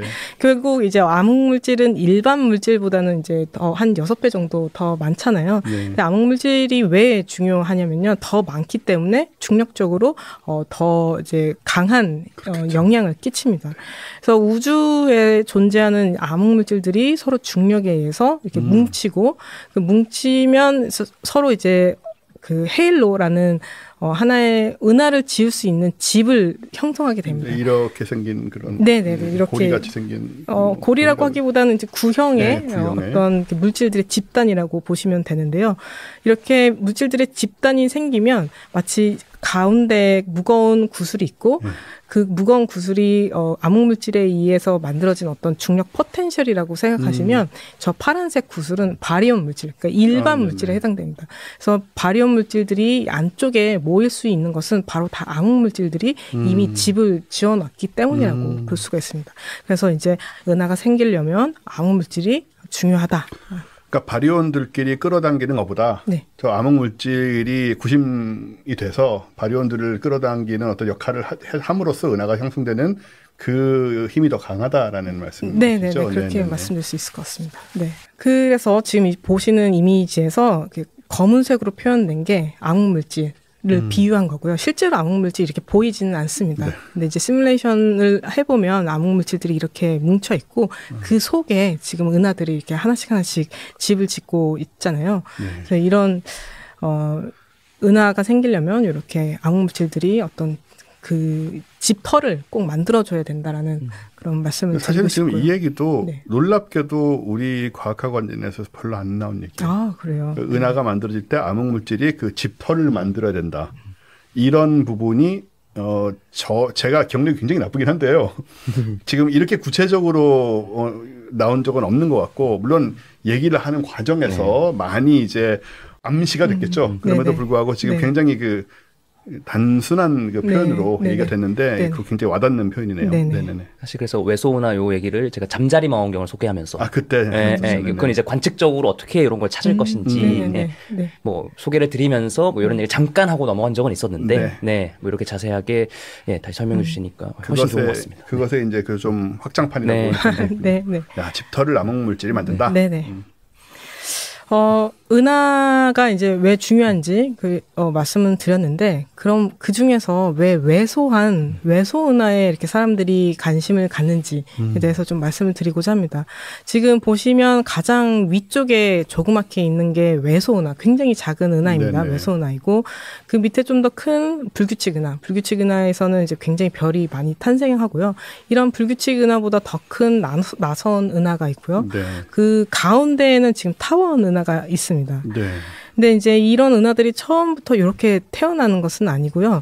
이제 처음에는 이제 과거에는 다 외소은하로 태어나게 됩니다. 그 외소은하들이 서로 합쳐져서 이제 더 큰 은하가 되고, 그리고 그 은하들이 또 합쳐져서 아주 큰 은하가 되는 거죠. 그래서 이런 거를 은하의 계층적 병합이라고 하는데요. 그럼 어떻게 보면 외소은하는 은하들을 구성하는 가장 기본적인 어떤 단위라고 볼 수가 있습니다. 그래서 외소은하를 이해한다는 것은 어떻게 보면 이제 은하의 과거를 이해한다는 것과 또 일맥상통한다고 할 수가 있고요. 제 왼쪽 조석고리. 네, 맞습니다. 이거 제가 아까 홍 박사님이 말씀하실 때 같이 껴들고 싶었는데 가만히 이게 있었습니다. 서로 미리 얘기하신 게 아니잖아요. 아니죠. 네네. 좀 이상하게 과학학원들은 이런 일이 자주 일어나요. 그래서 이제 이 계층적 병합 이론에 따르면 굉장히 원시 우주에서 태어난 그런 외소은하들이 커져서 지금의 큰 은하가 되기도 하고요. 현재까지 살아있는 외소은하가 지금 여전히 지금도 우리 은하에 계속 떨어지고 있습니다. 그래서 지금 오른쪽에서 보시는 그림은 가운데 우리 은하인 거고요. 그러니까 우리 은하를 우리가 이제 밖에서 볼 수는 없기 때문에 안에서 파노라마를 이렇게 쫙 촬영을 해서 이렇게 펼쳐놓은 그림입니다. 그리고 이제 형광색으로 표시한 것들이 다 외소은하들이 우리 은하에 병합되는 과정에서 조석력에 의해서 찢어진 그런 조석골이라고 볼 수가 있습니다. 저게 이제 저런 식으로 꼬리가 관측이 되고 있군요. 그럼으로써 저게 우리를 향해 오고 있다는 것도 알 수가 있고. 이미 우리를 향해 왔고 찢어졌다. 라고 볼 수, 이제 잔해라고 볼 수 있을 것 같습니다. 그래서 지금 살아있는 관측되는 외소은하는 아니고요. 이미 이제 사라진 외소은하들의 흔적이라고 보시면 될 것 같습니다. 아니, 아까 조석골 얘기 안 났으면 우리가 저걸 다시 설명을 해야 되잖아요. 설명이 다 됐기 때문에 이제 굳이 저 얘기를 다시 복잡하게 설명할 필요는 없게 됐네요. 그래서 외소은하가 또 어떤 특징을 갖고 있냐면요. 은하는 갖고 있는 별들의 질량을 다 합하면 그 질량으로 그 은하의 좀 크기를 유출을 할 수가 있어요. 크기가 큰 은하일수록 그 관계가 굉장히 타이트하거든요. 근데 이제 질량이 작아지면, 그러니까 즉 외소은하 정도가 되면 이 밝기 질량, 그러니까 얼마나 별이 있느냐와 얘네들의 크기가 얼마나 크냐의 그 상관관계가 이제 무너지게 됩니다. 그래서 지금 보시는 것처럼 그 검은색 왼쪽으로 스캐터가 굉장히 큰 것을 볼 수가 있는데요. 그래서 외소은하는 다른 큰 은하들과 달리 다양한 특성을 갖고 있고, 다양한 특성을 갖고 있는 만큼 어떤 형성 기원이라던가 진화적인 특성이 매우 다를 것으로 이제 예상이 되고 있습니다.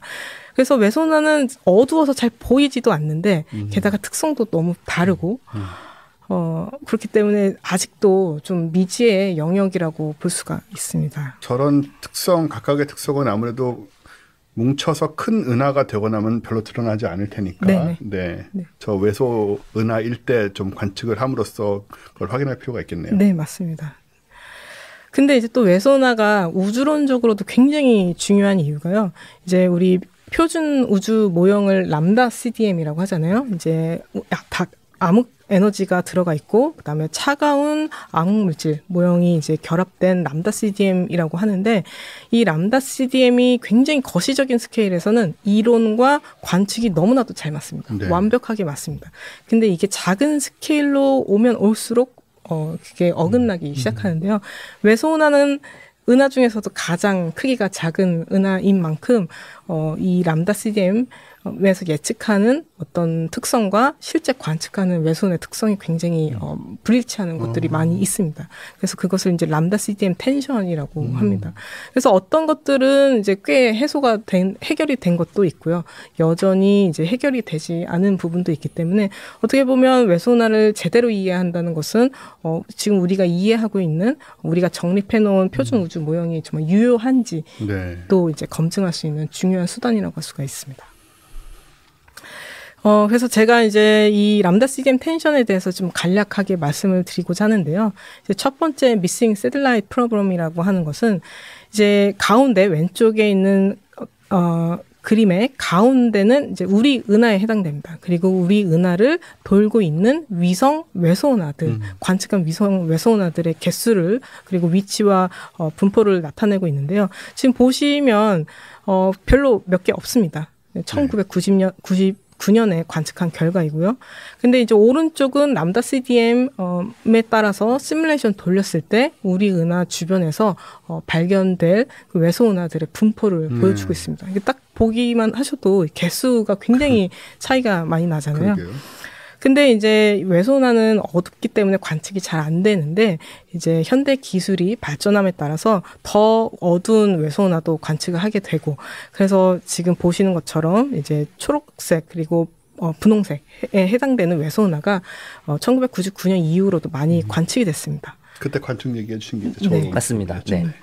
그리고 또 시뮬레이션에서도 그 암흑물질만 넣고 시뮬레이션을 하는 게 아니라 여기에 이제 바리온, 그러니까 일반 물질을 넣고 이제 시뮬레이션을 돌리면 이제 더 정확한 그 외소은하들의 분포를 볼 수가 있거든요. 네. 그래서 지금 빨간색으로 표시한 것이 별이 있는 그런 헤일로, 그러니까 은하라고 정말 할 수 있는 그런 것들만 이제 표시한 것입니다. 그래서 그 개수가 이제는 더 이상 불일치하지 않는다라는 그런 결과가 나오고 있습니다.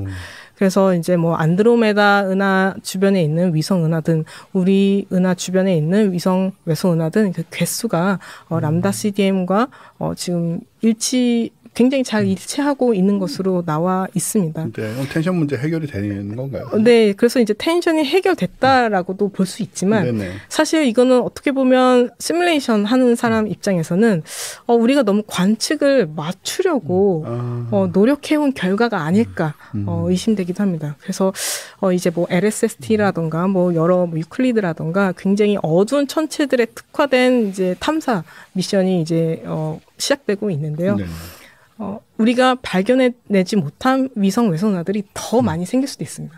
그때는 그 미싱 새들라이트의 반대가 될 수도 있거든요. 네, 여전히 저는 이제 텐션이 완전히 해결됐다고 생각하지는 않습니다. 두 번째는 뭐 too big to fail이라고 해서 우리 은하 주변에 충분히 큰 외소은하가 있어야 되는데 그것이 발견되지 않는 것이 또한 하나의 그 텐션이라고 할 수 있습니다. 근데 이것도 마찬가지로 유체를 넣고 그러니까 일반 물질을 넣고 시뮬레이션을 돌리면 이게 좀 해소가 되는 것처럼 보입니다. 네. 그러니까 결국 이게 시뮬레이션을 돌릴 때 암흑물질만 넣고 돌리는 것이 아니라 유체를 넣고 뭐 별탄생 그리고 초신성 폭발 이런 현상들을 넣으면 넣을수록 우리가 실제 관측하는 그런 외소은하의 그 특성을 잘 재현할 수 있다는 것이 현재 이 천문학계의 경향이고 믿음입니다. 근데 그렇게 시뮬레이션 하는 게 당연한 것 같은데 처음에는 암흑물질 위주로만 했던 건가요? 네, 맞습니다. 왜냐하면 일반 물질을 넣으면 이제 유체 역학을 이제 기술해야 되는데 유체 역학을 기술하게 되면 이제 굉장히 많은 컴퓨터 시간이 필요하게 됩니다. 네, 그래서 기존에는 굉장히 단순화해서 시뮬레이션을 돌렸었는데요. 이제는 아마 외소은하나 이제 은하를 연구하려면 당연히 그 일반 물질을 넣고 유체 역학을 이제 기술해야 되는 그 상황이 시대가 왔습니다. 슈퍼컴퓨터를 쓰시고. 네네네, 맞습니다. 그다음에 이제 뭐 코어 커슨 문제라는 것은 시뮬레이션을 돌리면 외소은하의 그 중심부로 갈수록 암흑물질이 더 많이 몰려야 되거든요. 근데 실제 관측을 해서 보면 외소은하 주변에 코어가 생깁니다. 그러니까 암흑물질이 그렇게 계속 많이 모이는 게 아니라 어느 적당한 반경 이후로 안으로는 암흑물질이 그렇게 많이 모이지 않는 네. 그런 밀도 분포를 보여주고 있습니다. 그래서 이 시뮬레이션과 관측이 또 다르다라는 이 텐션이 있었는데 이것도 이제 마찬가지로 이제 일반 물질을 넣음으로써 좀 해소가 되는 것처럼 보이곤 있지만 여전히 이것도 결론 내리기는 이제 쉽지 않은 그런 상황입니다. 여전히 텐션은 존재하고 있고요. 이것도 이제 비슷한 얘기입니다. 새들레이 플레인은 좀 다른 얘기인데요. 이제 우리 은하 주변에 위성 은하들이 이렇게 무작위로 분포하고 있는 것이 아니라 어떤 하나의 판을 이루면서 분포를 하고 있고요. 그 판이 또 한 방향으로 회전 운동을 하고 있습니다. 네. 근데 이것을 람다 CDM 유니버스에서 이제 시뮬레이션을 구현해보면 그런 위성 은하들의 정렬, 그다음에 회전성을 가질 퍼센테이지가 0.1%보다 낮거든요. 근데 우리 은하는 왜 그럴까? 람다 CDM 유니버스의 0.1% 정말 우연과 같은 그런 시스템이 우리 은하일까? 라는 이제 질문이 올 수 있는 거죠. 다른 은하들의 경우는 어떤가요? 신기하게도 안드로메다 은하도 이런 그 새들라이트 플레인을 갖고 있습니다. 네. 그리고 이 외에도 이제 새들라이트 플레인을 갖고 있는 은하들이 몇 개 더 발견이 되고 있는데, 이 오른쪽 그림에서 보시는 것처럼 이제 0.1%보다 더 작은 그런 확률이 지금 우리 은하 그리고 우리 은하와 가까운 그 은하들에게 모두 나타난다는 게 그 우연의 일치라고 보기에는 좀 어렵죠. 먼 은하의 경우는 저게 관측이 좀 어려운가요? 네네. 그래서 이제 모르는 것이고, 네, 맞습니다. 적어도 우리가 관측하고 있는 저 외소나 새들라이트 은하들이 관측되는 은하들은 대략 저런 모습을 보이고 있는데, 네. 그게 이론상으로는 1000분의 1의 확률 정도밖에 안 된다. 네. 지금 그 얘기를 하시는 거죠? 네, 그렇죠? 네, 맞습니다. 네. 그렇군요. 네, 그러면 그래서 그 이론에 문제가 있을 수 있다라는. 네. 네. 아마 이 새들라이트 플레인이 람다 CDM 텐션 중에서는 가장 미스테리한 그런 부분이라고 볼 수가 뭐가 있습니다. 저걸 저렇게 만들고 있을까? 네네. 오, 흥미롭네요. 그래서 외소나 이제 얼마나 중요한지 좀 네, 그렇네요, 진짜. 네, 아시겠죠.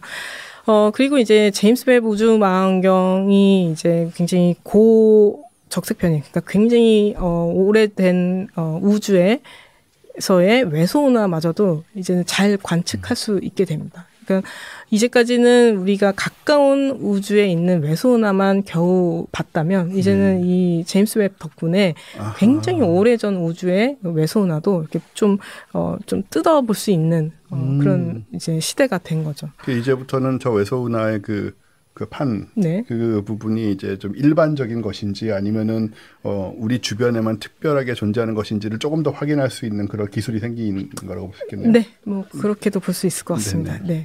그리고 뭐 제임스 웹뿐만 아니라 뭐 LSST와 같은 전천 탐사나 GMT 아직 뭐 완공되려면 좀 더 많은 시간이 필요하지만 여러 이런 망원경 그리고 이런 관측 프로젝트들이 다 외소은하를 이제 굉장히 중요한 그 관측 타겟으로 삼고 있습니다.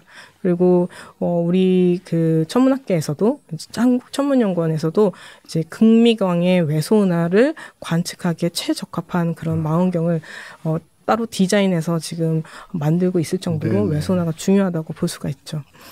근데 이제 관측적으로는 이제 굉장히 준비가 많이 되어 있고 중요성을 인지한 여러 관측 천문학자들이 많은 프로젝트를 이끌고 있음에도 불구하고 시뮬레이션 쪽에서는 아직 그런 노력이 많이 이루어지지 않고 있습니다. 근데 사실 관측을 보고 우리가 이게 어떤 현상인지 이해하려면 시뮬레이션이 필요하잖아요. 그래서 어떤 이론적인 그런 자료를 제공해야 되기 때문에 시뮬레이션이 꼭 필요하다고 말씀을 드리고 싶고요. 그래서 외소은하 시뮬레이션 다인 프로젝트를 설명드리기 전에 이제 시뮬레이션에 대해서 이제 설명을 좀 드리고자 합니다. 그래서 잠시 이제 외소은하를 잊어주시고 좀 더 이제 일반적인 이제 은하에 대해서 설명드리고자 하는데요. 일단 그 아까 홍 박사님이 그 조석에 대해서 한자를 이제 가져와 주셨는데 저는 이제 영어 시뮬레이션의 사전적 의미를 이제 좀 영어로 찾아봤습니다. 그랬더니 이제 모사, 가짜, 기만, 사칭 뭐 이런 것들이 이제 시뮬레이션의 사전적 의미로 많이 나와 있더라고요. 그리고 이제 시뮬레이션이 언제부터 이제 쓰였나 봤더니 14세기 중반부터 이 시뮬레이션이라는 그 단어가 쓰였더라고요. 네. 그리고 이제 그 사용된 빈도수를 이제 보니까 이제 컴퓨터가 실제로 많이 이제 도입이 되고 활용이 되기 시작한 1950년대부터 이제 이 시뮬레이션이라는 단어가 많이 사용이 됐습니다. 네. 제 은하연구에서 시뮬레이션의 필요성에 대해서 좀 말씀을 드리자면 예전에는 이제 이론 연구하는 방식이 지금 왼쪽에 이제 아인슈타인 그림도 있는데 칠판에 이제 분필로 이제 식을 유도하거나 아니면 종이에다가 연필로 이제 식을 유도하거나 보기에는 멋있는데요. 네네. 근데 이제 굉장히 어려운 방식. 그러니까 결국 식을 풀어서 유도하는 네. 방식으로 이제 이론 연구가 이루어져 왔는데요. 이제 한계가 있잖아요. 그렇죠. 그래서 이제 현대에서는 이제 해석학적인 방법도 하지만 컴퓨터를 이용해서 이제 수치 해석학적인 방법으로 어떤 그 현상을 기술하려고 지금 많이 노력하고 있습니다. 그리고 이제 실험의 경우는 사실 우리가 과학이라는 것을 하려면 가설을 세우고 그 가설을 검증할 수 있는 실험을 설계하고 그 결과를 이제 해석함으로써 가설의 유효성을 이제 체크를 해야 되는데 안타깝게도 이제 천문학에서는 실험이 불가능하잖아요. 그렇죠. 네, 그래서 이제 어떻게 보면 컴퓨터를 이용한 가상 모의 실험이 유일한 실험이라고 볼 수가 있습니다. 그래서 이제 시뮬레이션은 어떻게 보면 이론 연구이자 실험 연구라고 볼 수가 있는 거죠. 근데 이제 이 자연계에서 물리 법칙은 굉장히 단순합니다. 아까 그 만류 인력의 법칙도 나왔지만 굉장히 심플하잖아요. 그치. 너무 아름답고 간결한데, 근데 이게 실제로 적용되는 거는 굉장히 복잡합니다. 그러니까 우리가 지구에서 공을 이제 위로 이렇게 던졌을 때 얼마 만에 떨어지는지, 그것을 이제 기술하는 거는 이제 단순한 일체의 문제로 우리가 해석학적으로 풀 수가 있거든요. 네. 그리고 이체, 아까 이제 달과 지구의 경우도 풀 수 있습니다. 이제 그 질량 중심을 기점으로 이 천체들이 다 일체로 운동한다라고 이제 가정을 하면 쉽게 해석학적으로 이제 문제를 풀 수가 있는데요. 이제 이게 삼체가 되기 시작하면 매우 특수한 해 말고는 이제 답을 구할 수가 없게 됩니다. 근데 삼체가 이러하건대 이제 은하에는 별이 수백만 개, 수천억 개가 있잖아요. 그러니까 해석학적으로 푸는 건 정말 불가능한 거죠. 게다가 뭐 별만 있는 게 아니라 뭐 분자나 플라즈마 상태의 그런 성간 물질도 있기 때문에 이제 이렇게 물리 법칙이 간결하다 하더라도 이 개를 기술하는 건 너무 어렵기 때문에 시뮬레이션을 꼭 써야 된다는 거죠. 그리고 또 은하가 뭐 단독으로 존재하는 게 아니라 또 주변 은하와 또 이제 병합을 해서 조석 그 흔적도 만들면서 하나로 병합이 되는 이런 현상들. 그리고 또 이런 은하들이 두 개만 있는 게 아니라 이제 우주 거대 구조에서 어느 위치에 있느냐에 따라서 굉장히 그 병합이 빈번할 수도 있고 빈번하지 않을 수도 있고. 아까 저기 그 조석 얘기할 때도 어쨌든 그것도 지구와 달과 태양의 삼체로 작용을 하고 있잖아요. 네. 단순한 얘기긴 했지만 좀. 네. 이런 걸 보면은 뭐 수경체라고 얘기를 해도 부족함이 없을 정도로 네네. 너무나 복잡한 것들이 네네. 뭐 중력만 따져도 네. 너무나 복잡하게 결합이 돼 있고 네. 이런 걸 보고 있으면 역시 참 나는 왜 살아가고 있을까 하는 생각이 뭘 도대체 얼마나 우리는 알아낼 수 있을까라는 생각이 들지만 근데 삼체는 뭐 여담이지만요. 역시 그 영화 소설 때문에 저는 이제 소설을 먼저 읽었는데 다 소설을 읽고 이 과학학원제에서도 참 많이 얘기를 했습니다. 네. 그 과학적인 얘기지만 그 소설이 참 재밌다고. 근데 한참 동안 광고를 주시지 않다가 얼마 전에 이제 넷플릭스 시리즈가 나오자 출판사에서 연락이 와서 제가 안 해버렸어요. 삐져가지고 몇 년이나. 네. 삐져가지고는 아니고 사실 그 이미 흐름이 지났다는 생각에. 근데 그걸 보면서 사람들이 어느 정도 느꼈을 것 같아요. 그러니까는 이렇게 심플한 부분조차도 풀어낼 수 없다. 해가 안 나온다는 얘기니까 방정식에. 그런 걸 이제 느끼면서 어느 정도는 조금 특히 이제 저희 이 과학학원제를 올해 들어오신 분들은 야 저것도 저렇게 어려운데 우주의 이런 복잡한 문제들을 풀어내는 것 혹은 심지어 생명을 복잡한 작용들을 풀어내는 것이 얼마나 지금 어렵고 머나먼 그 영역과 길인가 이런 생각을 아마 많이 느끼셨을 것 같고 지금 이게 이제 딱 그 모습을 질리게 만드는 그 엄청난 모습을 보여주는 것 같네요. 네네. 그래서 이제 이런 모든 것들을 이제 복합적으로 이런 람다 CDM 유니버스, 그러니까 표준 우주 모형 아래에서 기술을 해야 됩니다. 그래서 이제 뭐 우주 대폭발에서부터 이제 우주가 팽창해 나온 그런 모든 과정을 시뮬레이션에서 이제 간략하게나마 이제 기술을 해야 되는 거죠. 우선 컴퓨터로 구현하는 물리 현상 부분에서 제가 아마 그 대학원생 1학년 때 숙제로 나왔던 것을 코딩으로 좀 구현한 건데요. 5,000개의 입자가 있을 때 이 입자들이 중력적 불안정성에 의해서 어떻게 나선파를 만들어 나가는지 그것을 이제 시뮬레이션으로 구현하기 위해서 제가 코딩을 한 겁니다. 그럼 저거는 5,000채 문제가 되나요? 네, 맞습니다. 그렇죠. 네네네. 근데 저거를 시뮬레이션에서 저렇게 근사값을 만들 수는 있지만 네. 하나하나가 정확하게 어느 시점에 어디에 있다라는 건 네. 확인할 수 없다는 얘기잖아요. 네, 맞습니다. 그게 바로 네. 그 문제인 거죠? 네네네. 네네. 네, 그래서 이제 이런 5,000개 입자 이렇게 한 코딩 몇 줄 정도 될까요? 한 100 몇 줄 정도로 이렇게 기술을 할 수가 있습니다. 그리고 아마 제 PC로 한 2시간 정도 걸렸던 것 같아요. 이 시뮬레이션 수행하는데요. 그리고 이제 아까 방금 보여드린 동영상은 이제 그 중력만 고려했을 경우고요. 그러니까 별이나 암흑물질들은 이제 중력만 행사하기 때문에 그냥 중력만으로도 기술할 수가 있는데 일반 물질을 기술하려면 결국 유체를 기술해야 되잖아요. 네. 유체를 기술하는 방법은 크게 뭐 격자 방식, 뭐 입자 방식이 있습니다. 격자라는 것은 어떤 유체의 흐름을 내가 고정된 위치에서 보는 거예요. 그래서 시간에 따라서 뭐 밀도가 얼만큼 변했는지, 뭐 온도가 얼만큼 변했는지를 기술하는 거고요. 입자 방식은 내가 입자가 돼서 그 흐름을 따라가는 방식입니다. 그래서 크게 이런 두 가지 방식이 있고요. 근데 각자 이제 장단점이 있기 때문에 서로의 장점만 이제 취한 단점을 극복한 하이브리드 방식의 시뮬레이션이 요즘 많이 수행되고 있습니다. 뭐 차등 격자 구조 방식이라던가, 그러니까 격자를 계속 쪼개서 네. 더 관심 있는 부분을 더 좋은 분해능으로 기술하는 방식이고요.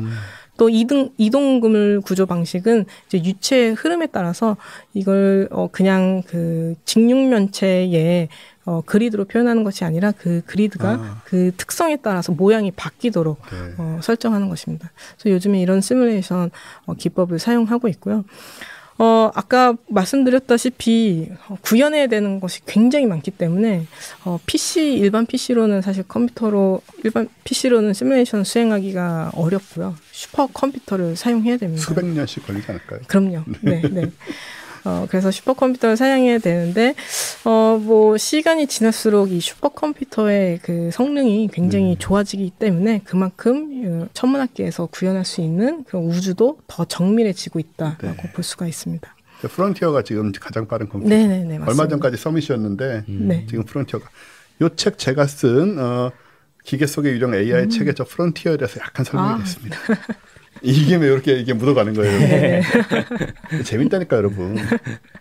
네, 그래서 슈퍼컴퓨터에 대해서 그냥 간략하게 그 작동 방식에 대해서 말씀을 드리자면, 아까 파토님께서 말씀하셨듯이 뭐 몇천 년 걸릴 수 있는 계산을 뭐 한 달 내로 이제 끝내기 위해서 여러 개의 프로세서를 이제 하나로 병렬로 연결해 놓은 것입니다. 그래서 9개의 빨간색, 파란색, 초록색 이 9개의 계산량이 있을 때 하나의 컴퓨터로 하나의 프로세서로 이제 수행하려면 빨간색 수행하고 파란색 수행한 다음에 초록색 수행해야 되잖아요.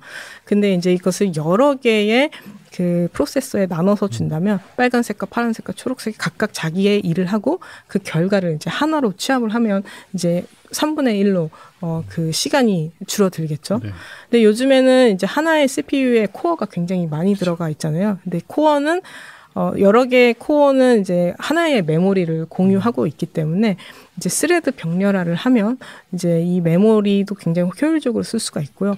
또 이제 이 스레드를 다 마치 CPU 프로세서처럼 쓸 수가 있기 때문에 굉장히 계산이 빨라지게 됩니다. 그래서 요즘 나오는 슈퍼컴퓨터는 뭐 GPU가 들어간 것도 있지만 이렇게 코어, 아주 많은 그 코어들이 집적된 그런 슈퍼컴퓨터도 많이 있습니다. 그래서 이제 시뮬레이션을 구현하기 위해서 마치 우리가 실험실 세팅하는 거랑 좀 비슷하거든요. 이제 실험실 세팅하려면 이제 우리가 어떤 실험을 할 것이냐 에 따라서 그 목적에 따라서 뭐 여러 이제 준비물을 다 가져와서 세팅을 하잖아요. 마찬가지로 시뮬레이션도 세팅을 하는데 이제 컴퓨터 안에서 세팅한다라는 그런 차이점이 있다고 볼 수가 있습니다. 그래서 내가 무엇을 구현하고자 하느냐에 따라서 이제 이런 그 세팅들이 다 바뀌게 되는데요. 그리고 이제 목적에 따라서 그리고 이제 규모와 분해능을 이제 결정을 해야 되는데 우리가 이제 우주 구조물을 구현하면서 동시에 뭐 원자핵에서 전자들이 어떻게 움직이는지까지 다 미시세계까지 다 구현할 수는 없거든요. 네. 그래서 이제 어떤 목적을 갖고 있느냐에 따라서 이제 이 어떤 규모까지만 구현하겠다라고 이제 설정을 하고 거기에 최적화된 분해능을 설정해서 이제 시뮬레이션을 돌리게 됩니다. 그래서 아마 제가 말씀드리는 거는 이제 첫 번째와 두 번째에 해당되는 그런 시뮬레이션일 것 같습니다. 그래서 무어의 법칙 혹시 잘 아시죠? 네. 2년마다 트랜지스터의 집적도, 그러니까 어떻게 보면 이제 처리 속도가 매년 2배씩 증가한다는 거잖아요.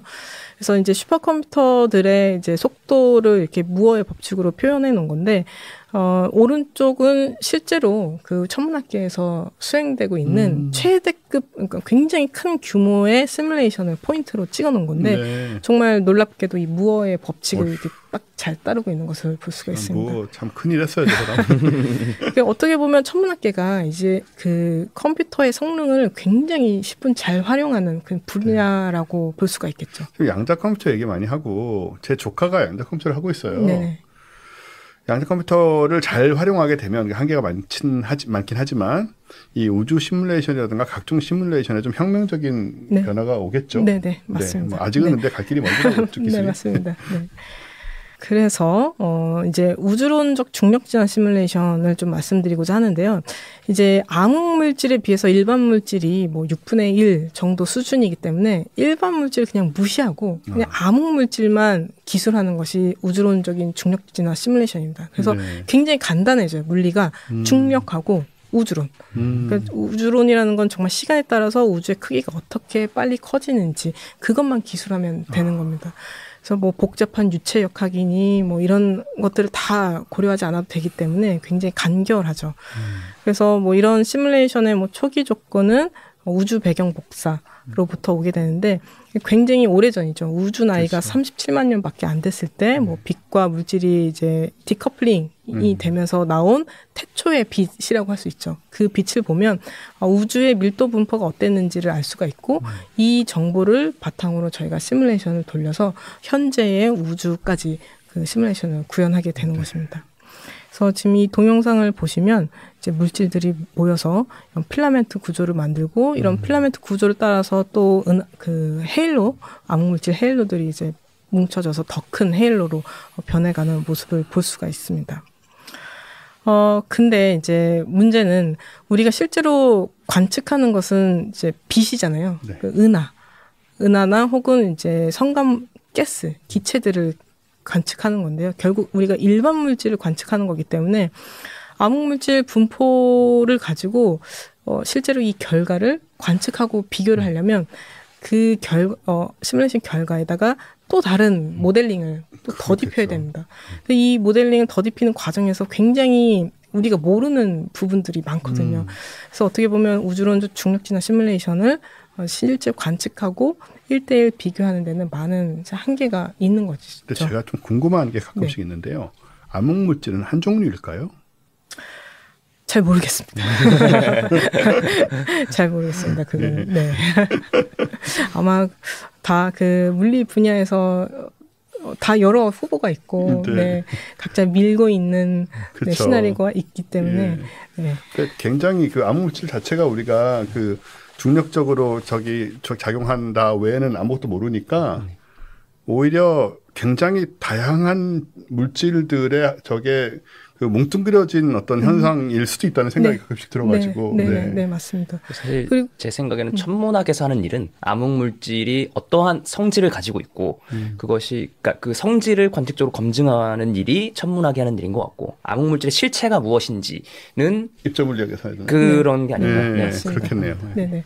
뭐 또 암흑물질이 아예 없다라고 생각하는 분야도 있습니다. 네, 그 뉴턴의 그 아까 말씀하신 그 만류 인력 법칙의 그 세컨드 이제 파트, 서드 파트, 그러니까 굉장히 미미하지만 이제 사실 만류 인력 법칙에 더 추가적인 텀이 많이 들어가야 된다라고 생각하는 그런 분야도 있습니다. 수정 뉴턴 역학 이런 표현을 쓰는 것 같습니다. 맞습니다. 몬드 짧게 이제 몬드라고도 하는데 맞아요. 나왔었어요. 기억나네. 몬드라고 들으니까 기억나네요. 네네. 그래서 이제 중력 진화 시뮬레이션, 그러니까 이제 암흑물질로만 시뮬레이션을 하면 이제 한계가 있기 때문에 이제 결국 굉장히 수고롭긴 하지만 여기에 이제 일반 물질들을 넣어서 시뮬레이션 할 수밖에 없는 거죠. 근데 여기서 이제 일반 물질이 들어옴으로써 이제 왼쪽에 보시는 것처럼 고려해야 되는 것들이 굉장히 많아집니다. 네. 네, 유체 역학도 고려해야 하고 또 이제 뭐 천체 물리학적 현상을 다 이제 고려를 해야 되기 때문에 만약에 이제 중력 진화 시뮬레이션의 코드가 10,000줄이다.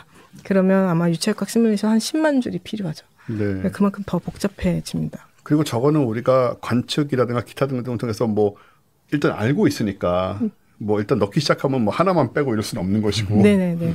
종류는 굉장히 많은데 사실 큰 영향까지는 안 줄 수 있으나 종류는 굉장히 많으니까 네네, 하려면 다 해야 되는 것이고. 네네. 그러니 한도 끝도 없이 복잡해지는군요. 네네. 그래서 지금 이 천체 물리학적 현상에 해당되는 이 바리온 물리가 사실은 우리가 잘 알고 있다고 생각되지만 여전히 모르는 게 너무 많습니다. 네. 네네. 그렇기 때문에 지금 이 부분을 가장 최대한 이제 사실적으로 누가 먼저 더 기술하느냐가 이 시뮬레이션 분야의 주도권을 잡는 하나의 키라고 볼 수가 있습니다. 네, 그래서 이제 뭐 별이 형성되고 뭐 블랙홀이 형성되고 또 어떤 에너지 피드백이 있는지 이런 모든 것들을 이제 이 코드에 구현을 하게 되면 이로써 이제 이런 시뮬레이션을 수행할 수가 있습니다. 지금 이 마찬가지로 중력 진화 시뮬레이션과 마찬가지로 필라멘트 구조에 따라서 물질들이 뭉치는데요. 네. 지금 유체 역학 시뮬레이션이기 때문에 이제 은하들이 만들어집니다. 그래서 와. 그리고 이제 은하에서 뭐 초신성 폭발도 일어나서 막 반짝반짝하는 것도 보이게 되고요. 좀 반짝반짝하는 게 보이시나요? 네. 그리고 이제 뭐 그 활동성 은하액이 터져서 에너지가 이제 바깥으로 네, 전달되는 과정도 보이게 되죠. 네네. 이 시뮬레이션은 지금 가장 그 세계에서 가장 좀 많은 사람들이 활용하고 있는 뭐 일러스트리스 TNG라는 시뮬레이션 네, 결과입니다. 어마어마한 데이터가 들어갔겠죠? 네, 맞습니다. 네. 여기에 그 천문학자들만 이 프로젝트에 달라붙은 게 아니라 이제 뭐 비주얼라이제이션 하는 팀도 그렇죠. 있고. 뭐 이 데이터를 뭐 공유하는 그런 플랫폼 만드는 팀도 들어가 있고 아주 전문적으로 지금 이런 시뮬레이션 수행하고 있습니다. 예전에 그 황호성 박사님 나오셔가지고 네. 본인이 만드신 시뮬레이션도 네. 뭐 한 7, 8년 전 얘기인데 보여주고 하셨는데 항상 이런 게 나올 때마다 제가 저희 청취자분들께 드리는 말씀이 이것은 그냥 CG가 아니다. 예, 그냥 그림으로 그리고 대충 이렇겠지 하고 이렇게 이쁘게 만든 게 아니고 정말 많은 데이터를 넣고 굉장히 많은 여러 가지 데이터와 여러 가지 물리 법칙들을 다 집어넣은 상태에서 도출돼 나온 것이지 예쁘게 만들어 놓은 그림이 아니라는 거. 그 얘기를 꼭 드리곤 합니다. 네네. 뭐 이런 그림 하나 만드는데 한 5, 6년이 걸린다고 생각하시면 될 것 같습니다. 시즌을 만들면 하루 만들죠. 비슷하게 만들면. 네. 일반인들은 보고도 몰라요. 뭐 뻥 터지면 초신성 터지는구나 이쁘다. 그러고 마는 거지. 네. 그래서 이제는 관측을 정말 사실적으로 시뮬레이션이 모사하기 시작하거든요. 혹시 지금 오른쪽 왼쪽 어떤 게 시뮬레이션 같나요? 제가 맞춰보겠습니다. 네.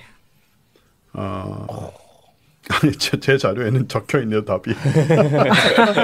야 이거 사기같이 된데 근데 제가 저는 거꾸로 생각했어요. 오히려 지금 오른쪽 게 허블이잖아요. 네네. 오른쪽 게 좀 더 선명해 보여서 오히려 시뮬레이션이 아닌가 하고 생각을 했는데 네. 그게 아니군요. 네, 사실 여기 답이 숨어 있긴 한데요. 여기 보시면 십자 모양 있잖아요. 그렇네요. 네, 이게 사실 망원경 그 회절 그렇죠. 무늬 때문에 생기는 건데 근데 이제 누가 보더라도 어떤 게 시뮬레이션이 관측인지 뭐 그냥 알 수 없죠. 네. 그리고 이 그림도 한번 맞춰보시겠어요? 와, 이것도 전 답이 있는데. 답이 보이네요. 네, 혹시 홍 박사님. 야, 이것도 근데 사실 아니네. 아까와 같은 논리로 따지면 예, 저는 오른쪽 게 더 섬세해 보여서 오른쪽 게 시뮬레이션이라고 말했을 것 같아요. 네. 근데 이번에는 그게 사실이죠. 네, 오른쪽이 시뮬레이션입니다. 네. 뭐 이거 맞춘 거 아닙니다. 아까 똑같은 논리로 틀렸기 때문에 우연일 뿐입니다. 네. 그래서 이제 시뮬레이션의 수준이 이제 굉장히 관측을 사실적으로 잘 모사하는 단계까지 왔습니다. 근데 진짜로 옛날에는 이 오른쪽 사진 같은 경우에 그냥 CG였잖아요. 그림이던가 뭐 이렇게 가상의. 근데 그게 아니고 이거는 실제로 이 은하를 시뮬레이션 해서 만들어 놓은 네. 영상이니까 네네네. 완전히 다른 차원의 것이다. 그렇죠. 네. 이걸 이제 우리가 과학적인 사실에 기반해서 구현한 이미지죠. 네. 그래서 이제 이런 유체역학 시뮬레이션들이 이제는 많이 수행되고 있는데 이제 어떤 그룹에서 얼마나 더 큰 시뮬레이션을 수행하느냐가 사실 그 연구 그룹의 어떤 수준을 이렇게 좀 판가름할 수 있는 그런 척도가 되기도 합니다. 그래서 지금 보시는 것처럼 뭐 2급, 일러스트리스, 호라이즌 에이젠 뭐 이런 시뮬레이션이 있는데 네. 지금 오른쪽 밑에 있는 HR5라고 하는 이 호라이즌 런 5 시뮬레이션이 네. 우리 그 한국에 있는 그 천문학자들이 수행한 시뮬레이션입니다. 박사님도 같이? 네네네. 제가 이제 그 박사후 연구원으로 박정범 교수님이 또 얼마 전에 나오셨었죠. 나오셨죠. 네네. 제가 박정범 교수님 연구 그룹에 있을 때 지금 이 호라이즌 런 5를 수행하라는 어떤 미션을 받고 네, 열심히 이제 준비를 했고 그래서 이제 이분들과 같이 도입 당시 세계 11위에 달했던 우리 국가 슈퍼컴퓨터 5호기 누리온을 활용해가지고 수행했습니다. 그래서 그 당시에 이제 가장 큰 규모의 그 시뮬레이션을 수행했다고 말씀드릴 수 있고요. 이 시뮬레이션을 수행하는 게 그냥 단순히 코딩만 하고 그냥 딱 돌리면 되는 게 아니라 이 시스템에 맞게 뭐 최적화하는 과정이 필요하거든요. 그래서 뭐 컴퓨터 공학자들도 같이 이제 들러붙어서 이 프로젝트를 같이 진행했었습니다. 게임을 하나 돌려도 최적화가 얼마나 중요한데. 맞습니다. 네, 그래서 이제 뭐 저희 그 호라이즌 런 5 시뮬레이션을 통해서 구현한 어떤 은하단이라는 것은 이제 은하들이 이제 수천 개, 수만 개 모여 있는 시스템인데요. 그런 은하단이 만들어지는 과정을 지금 보고 계십니다. 저 밑에 메가파섹인데 앞에 C는 뭔가요? C는 이제 코모빙이라서 이제 공변 공간이라는 그 개념인데 그거를 제가 사실 설명드리려고 하다가 너무 복잡해서 알겠습니다. 그 부분을 뺐습니다. 넘어가겠습니다. 네. 그래서 이제 뭐 은하들이 은하단 안에서 서로 이제 막 병합하고 지금 이렇게 뿌옇게 보이는 부분들은 이제 가스들이거든요. 네, 이런 것들이 이제 굉장히 사실적으로 잘 구현되고 있는 모습을 보실 수 있습니다. 저런 거 돌려서 이렇게 딱 나올 때 기분이 어떠세요? 사실 너무 이제 힘든 과정이라고 볼 수가 있고요. 저는 사실 이 시뮬레이션 수행하기 전에 이미 한국천문연구원으로 자리를 옮겼고 실제 이 시뮬레이션을 굉장히 이제 열심히 돌린 뭐 박사후 연구원 분들이 더 많은 희열을 느끼셨을 거라고 생각이 됩니다. 그리고 현재 이제 이런 값진 시뮬레이션 이용해서 그 연구 논문들이 굉장히 많이 나오고 있습니다. 네. 그래서 지금 이 동영상은 좀 흥미로운데요. 이제 우리 현재 우주에서 과거 우주로 우리가 빛보다 더 빠른 속도로 이제 날아가는 그 시뮬레이션입니다. 근데 이게 정말 CG가 아니라 과학적인 그런 사실을 기반으로 만든 영상이라고 볼 수가 있습니다. 스타워즈에서 그 워프에 진입할 때 나오는 CG 영상과 매우 흡사한데 역시 그게 더 빨리 보이긴 해요. 더 빠르게 지나가는데 항상 의심했거든요. 아무리 빨리 지나가도 저렇게 옆으로 별이 선처럼 보일 수는 없다. 근데 이제 이거는 그런 CG가 아니고 역시 시뮬레이션으로 지금 와. 오른쪽은 이제 가스들, 일반 물질이고요. 그다음에 오른쪽은 이제 온도. 그 가스들이 갖고 있는 온도 분포를 나타내고 있습니다. 이거를 각각 따로 시뮬레이션을 해야 되나요? 아니요. 다 같이 하고요.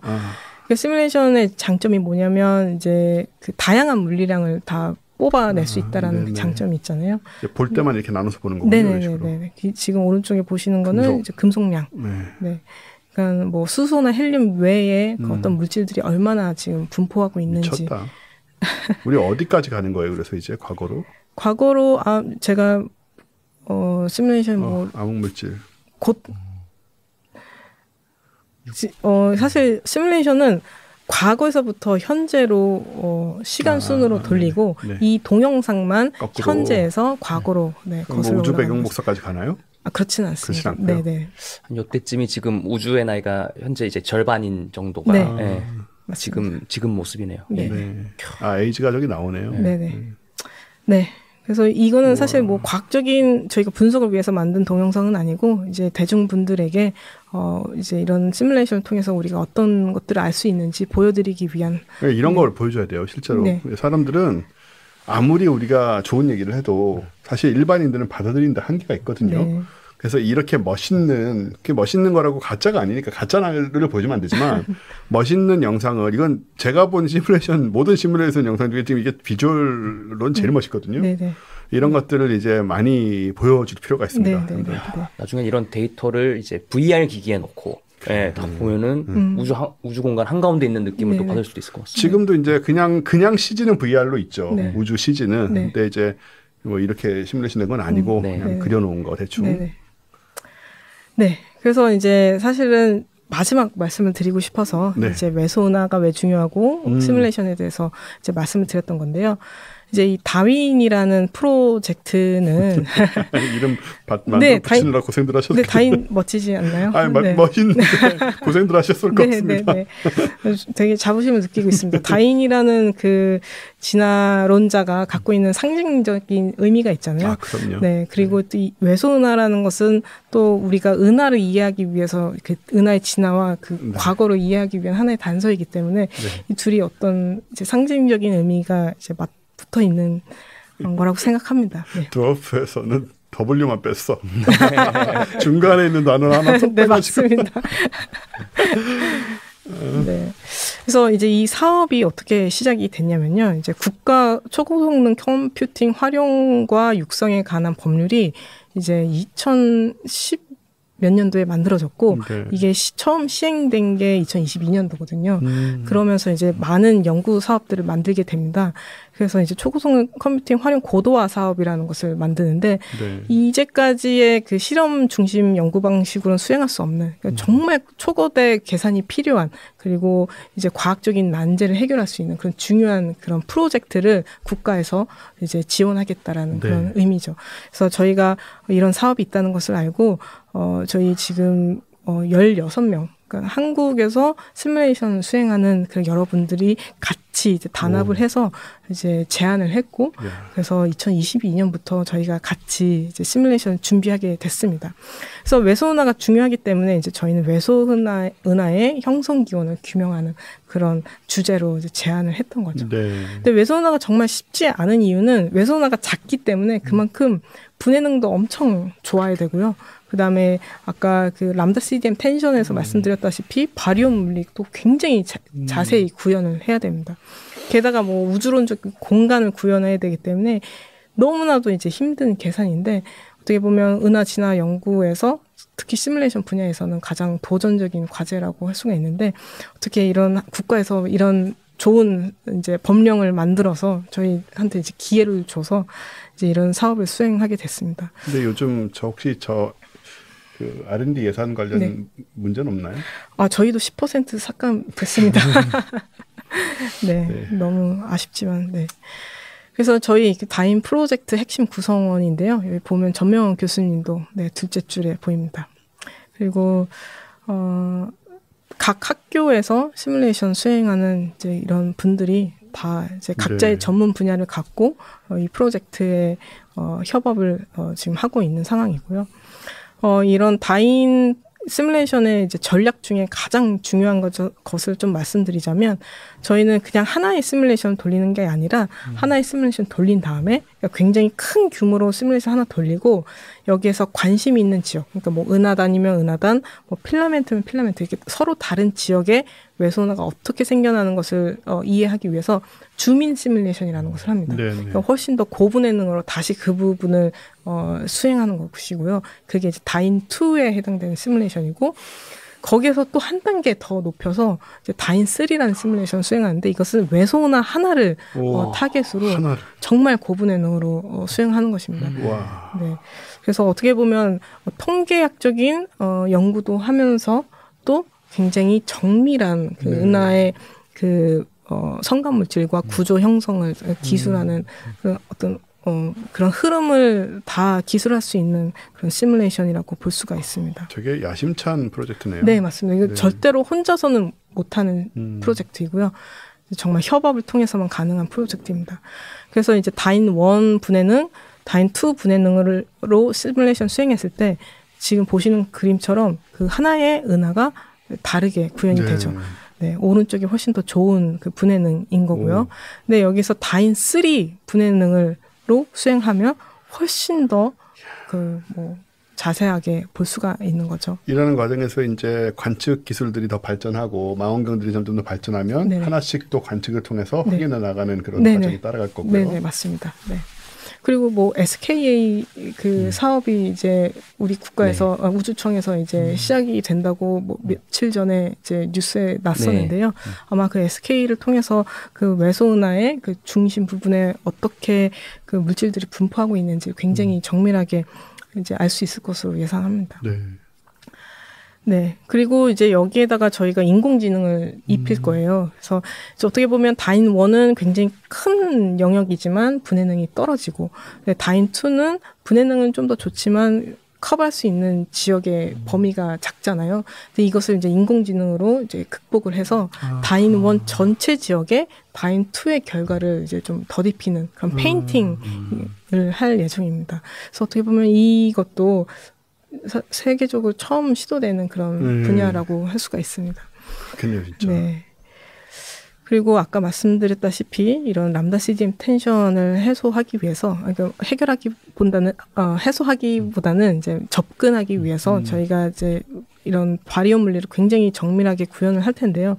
뭐 전명훈 교수님도 이제 뭐 하이레드 시프트 갤럭시라는 특이 분야의 선두주자라고 볼 수가 있거든요. 네. 그 분야에서 굉장히 이제 역할을 잘 하고 계신 분인데 네. 이런 분들이 다 각 학교에 포진해 계셔서 운 좋게도 이 분들이 다 바리온 물리를 하나하나 이렇게 맡아가지고 그 모듈을 지금 굉장히 정밀하게 만들어내고 있습니다. 되게 멋있는데요? 네, 그래서 이제 이게 좀 저희 타임라인을 좀 말씀드리자면 그 지금 현재는 슈퍼컴퓨터 5호기 누리온이 가동 중인데요. 6호기가 이제 원래는 2025년 정도면 사용할 수 있을 거라고 예상을 했었거든요. 네. 근데 뭐 여러 가지 GPU 뭐 가격 인상과 관련해서 이게 도입이 굉장히 늦어져서 아마 2026년 초반부터는 6호기를 쓸 수 있을 것 같습니다. 그래서 이렇게 이제 지금 현재 다인1은 누리온에서 돌아가고 있거든요. 네. 그리고 뭐 다인2의 일부는 뭐 프랑스에 있는 슈퍼컴퓨터도 활용하고 그래서 저희가 이것을 뭐 2027년이 오기 전까지는 모두 다 수행하는 걸 목표로 하고 있고요. 네. 여기서 만들어내는 이제 이 결과들은 이 관측하고 비교를 통해서 정말 좋은 그리고 이제 정말 중요한 연구를 해 나갈 수 있을 거라고 예상하고 있습니다. 그래서 이제 이게 마지막 슬라이드인데요. 아까 이제 초반에 말씀드렸던 람다 CDM 텐션들이 지금 이 다인1, 2, 3 이 시뮬레이션과 함께 어떻게 이제 앞으로 비교 연구를 통해서 어떻게 접근해 나갈 수 있는지를 좀 보여주는 그림입니다. 와.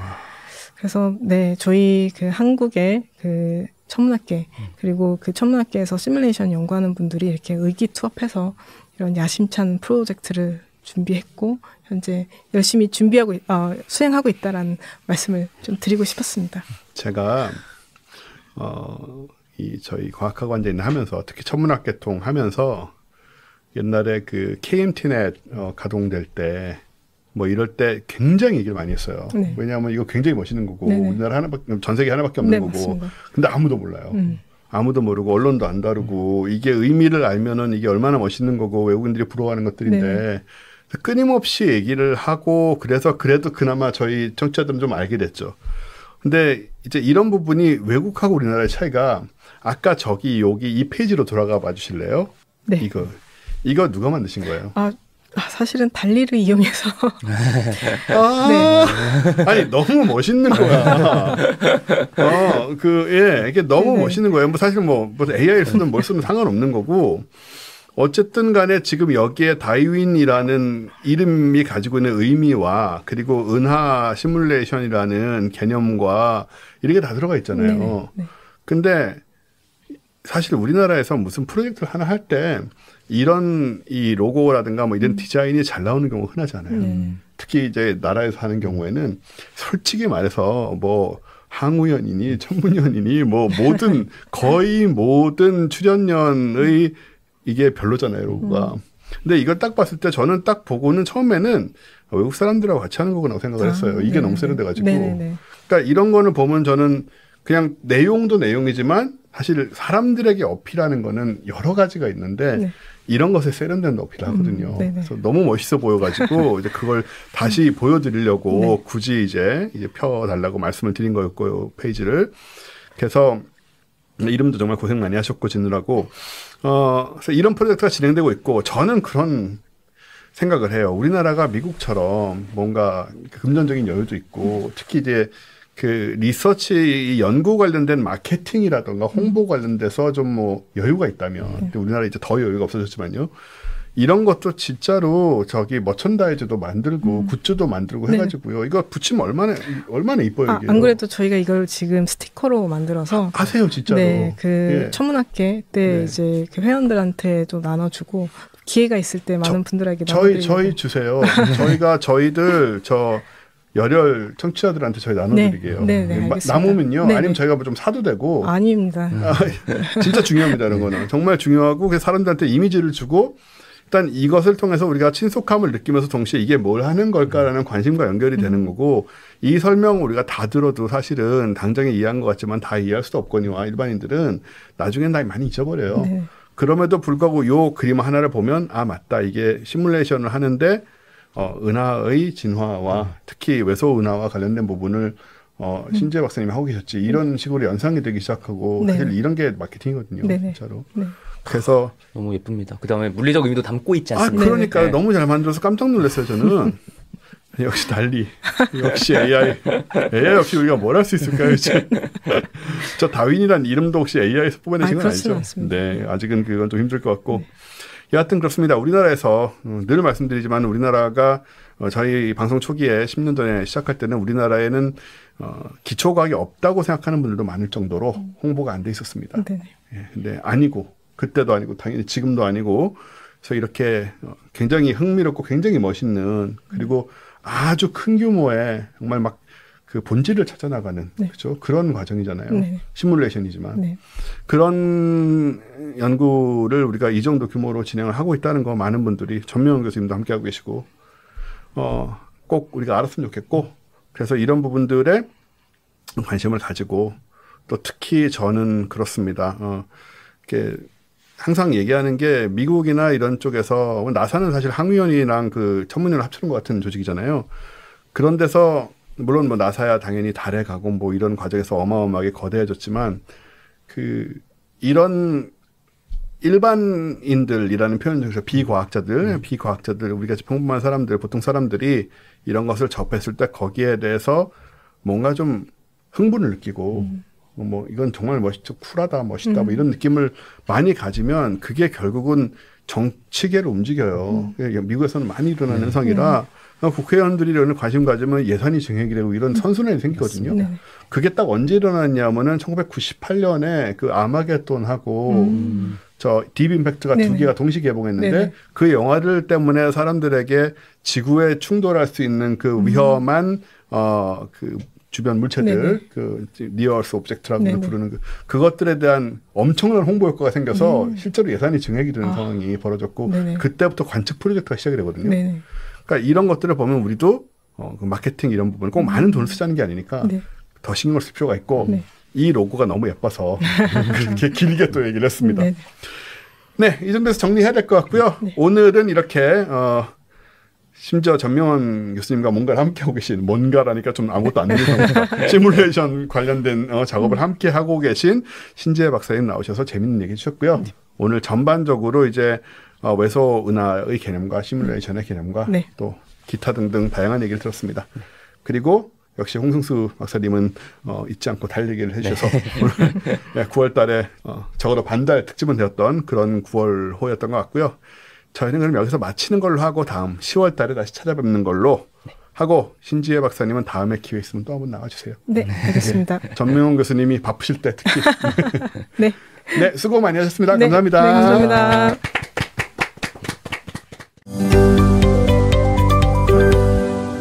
과학하고 앉아있네.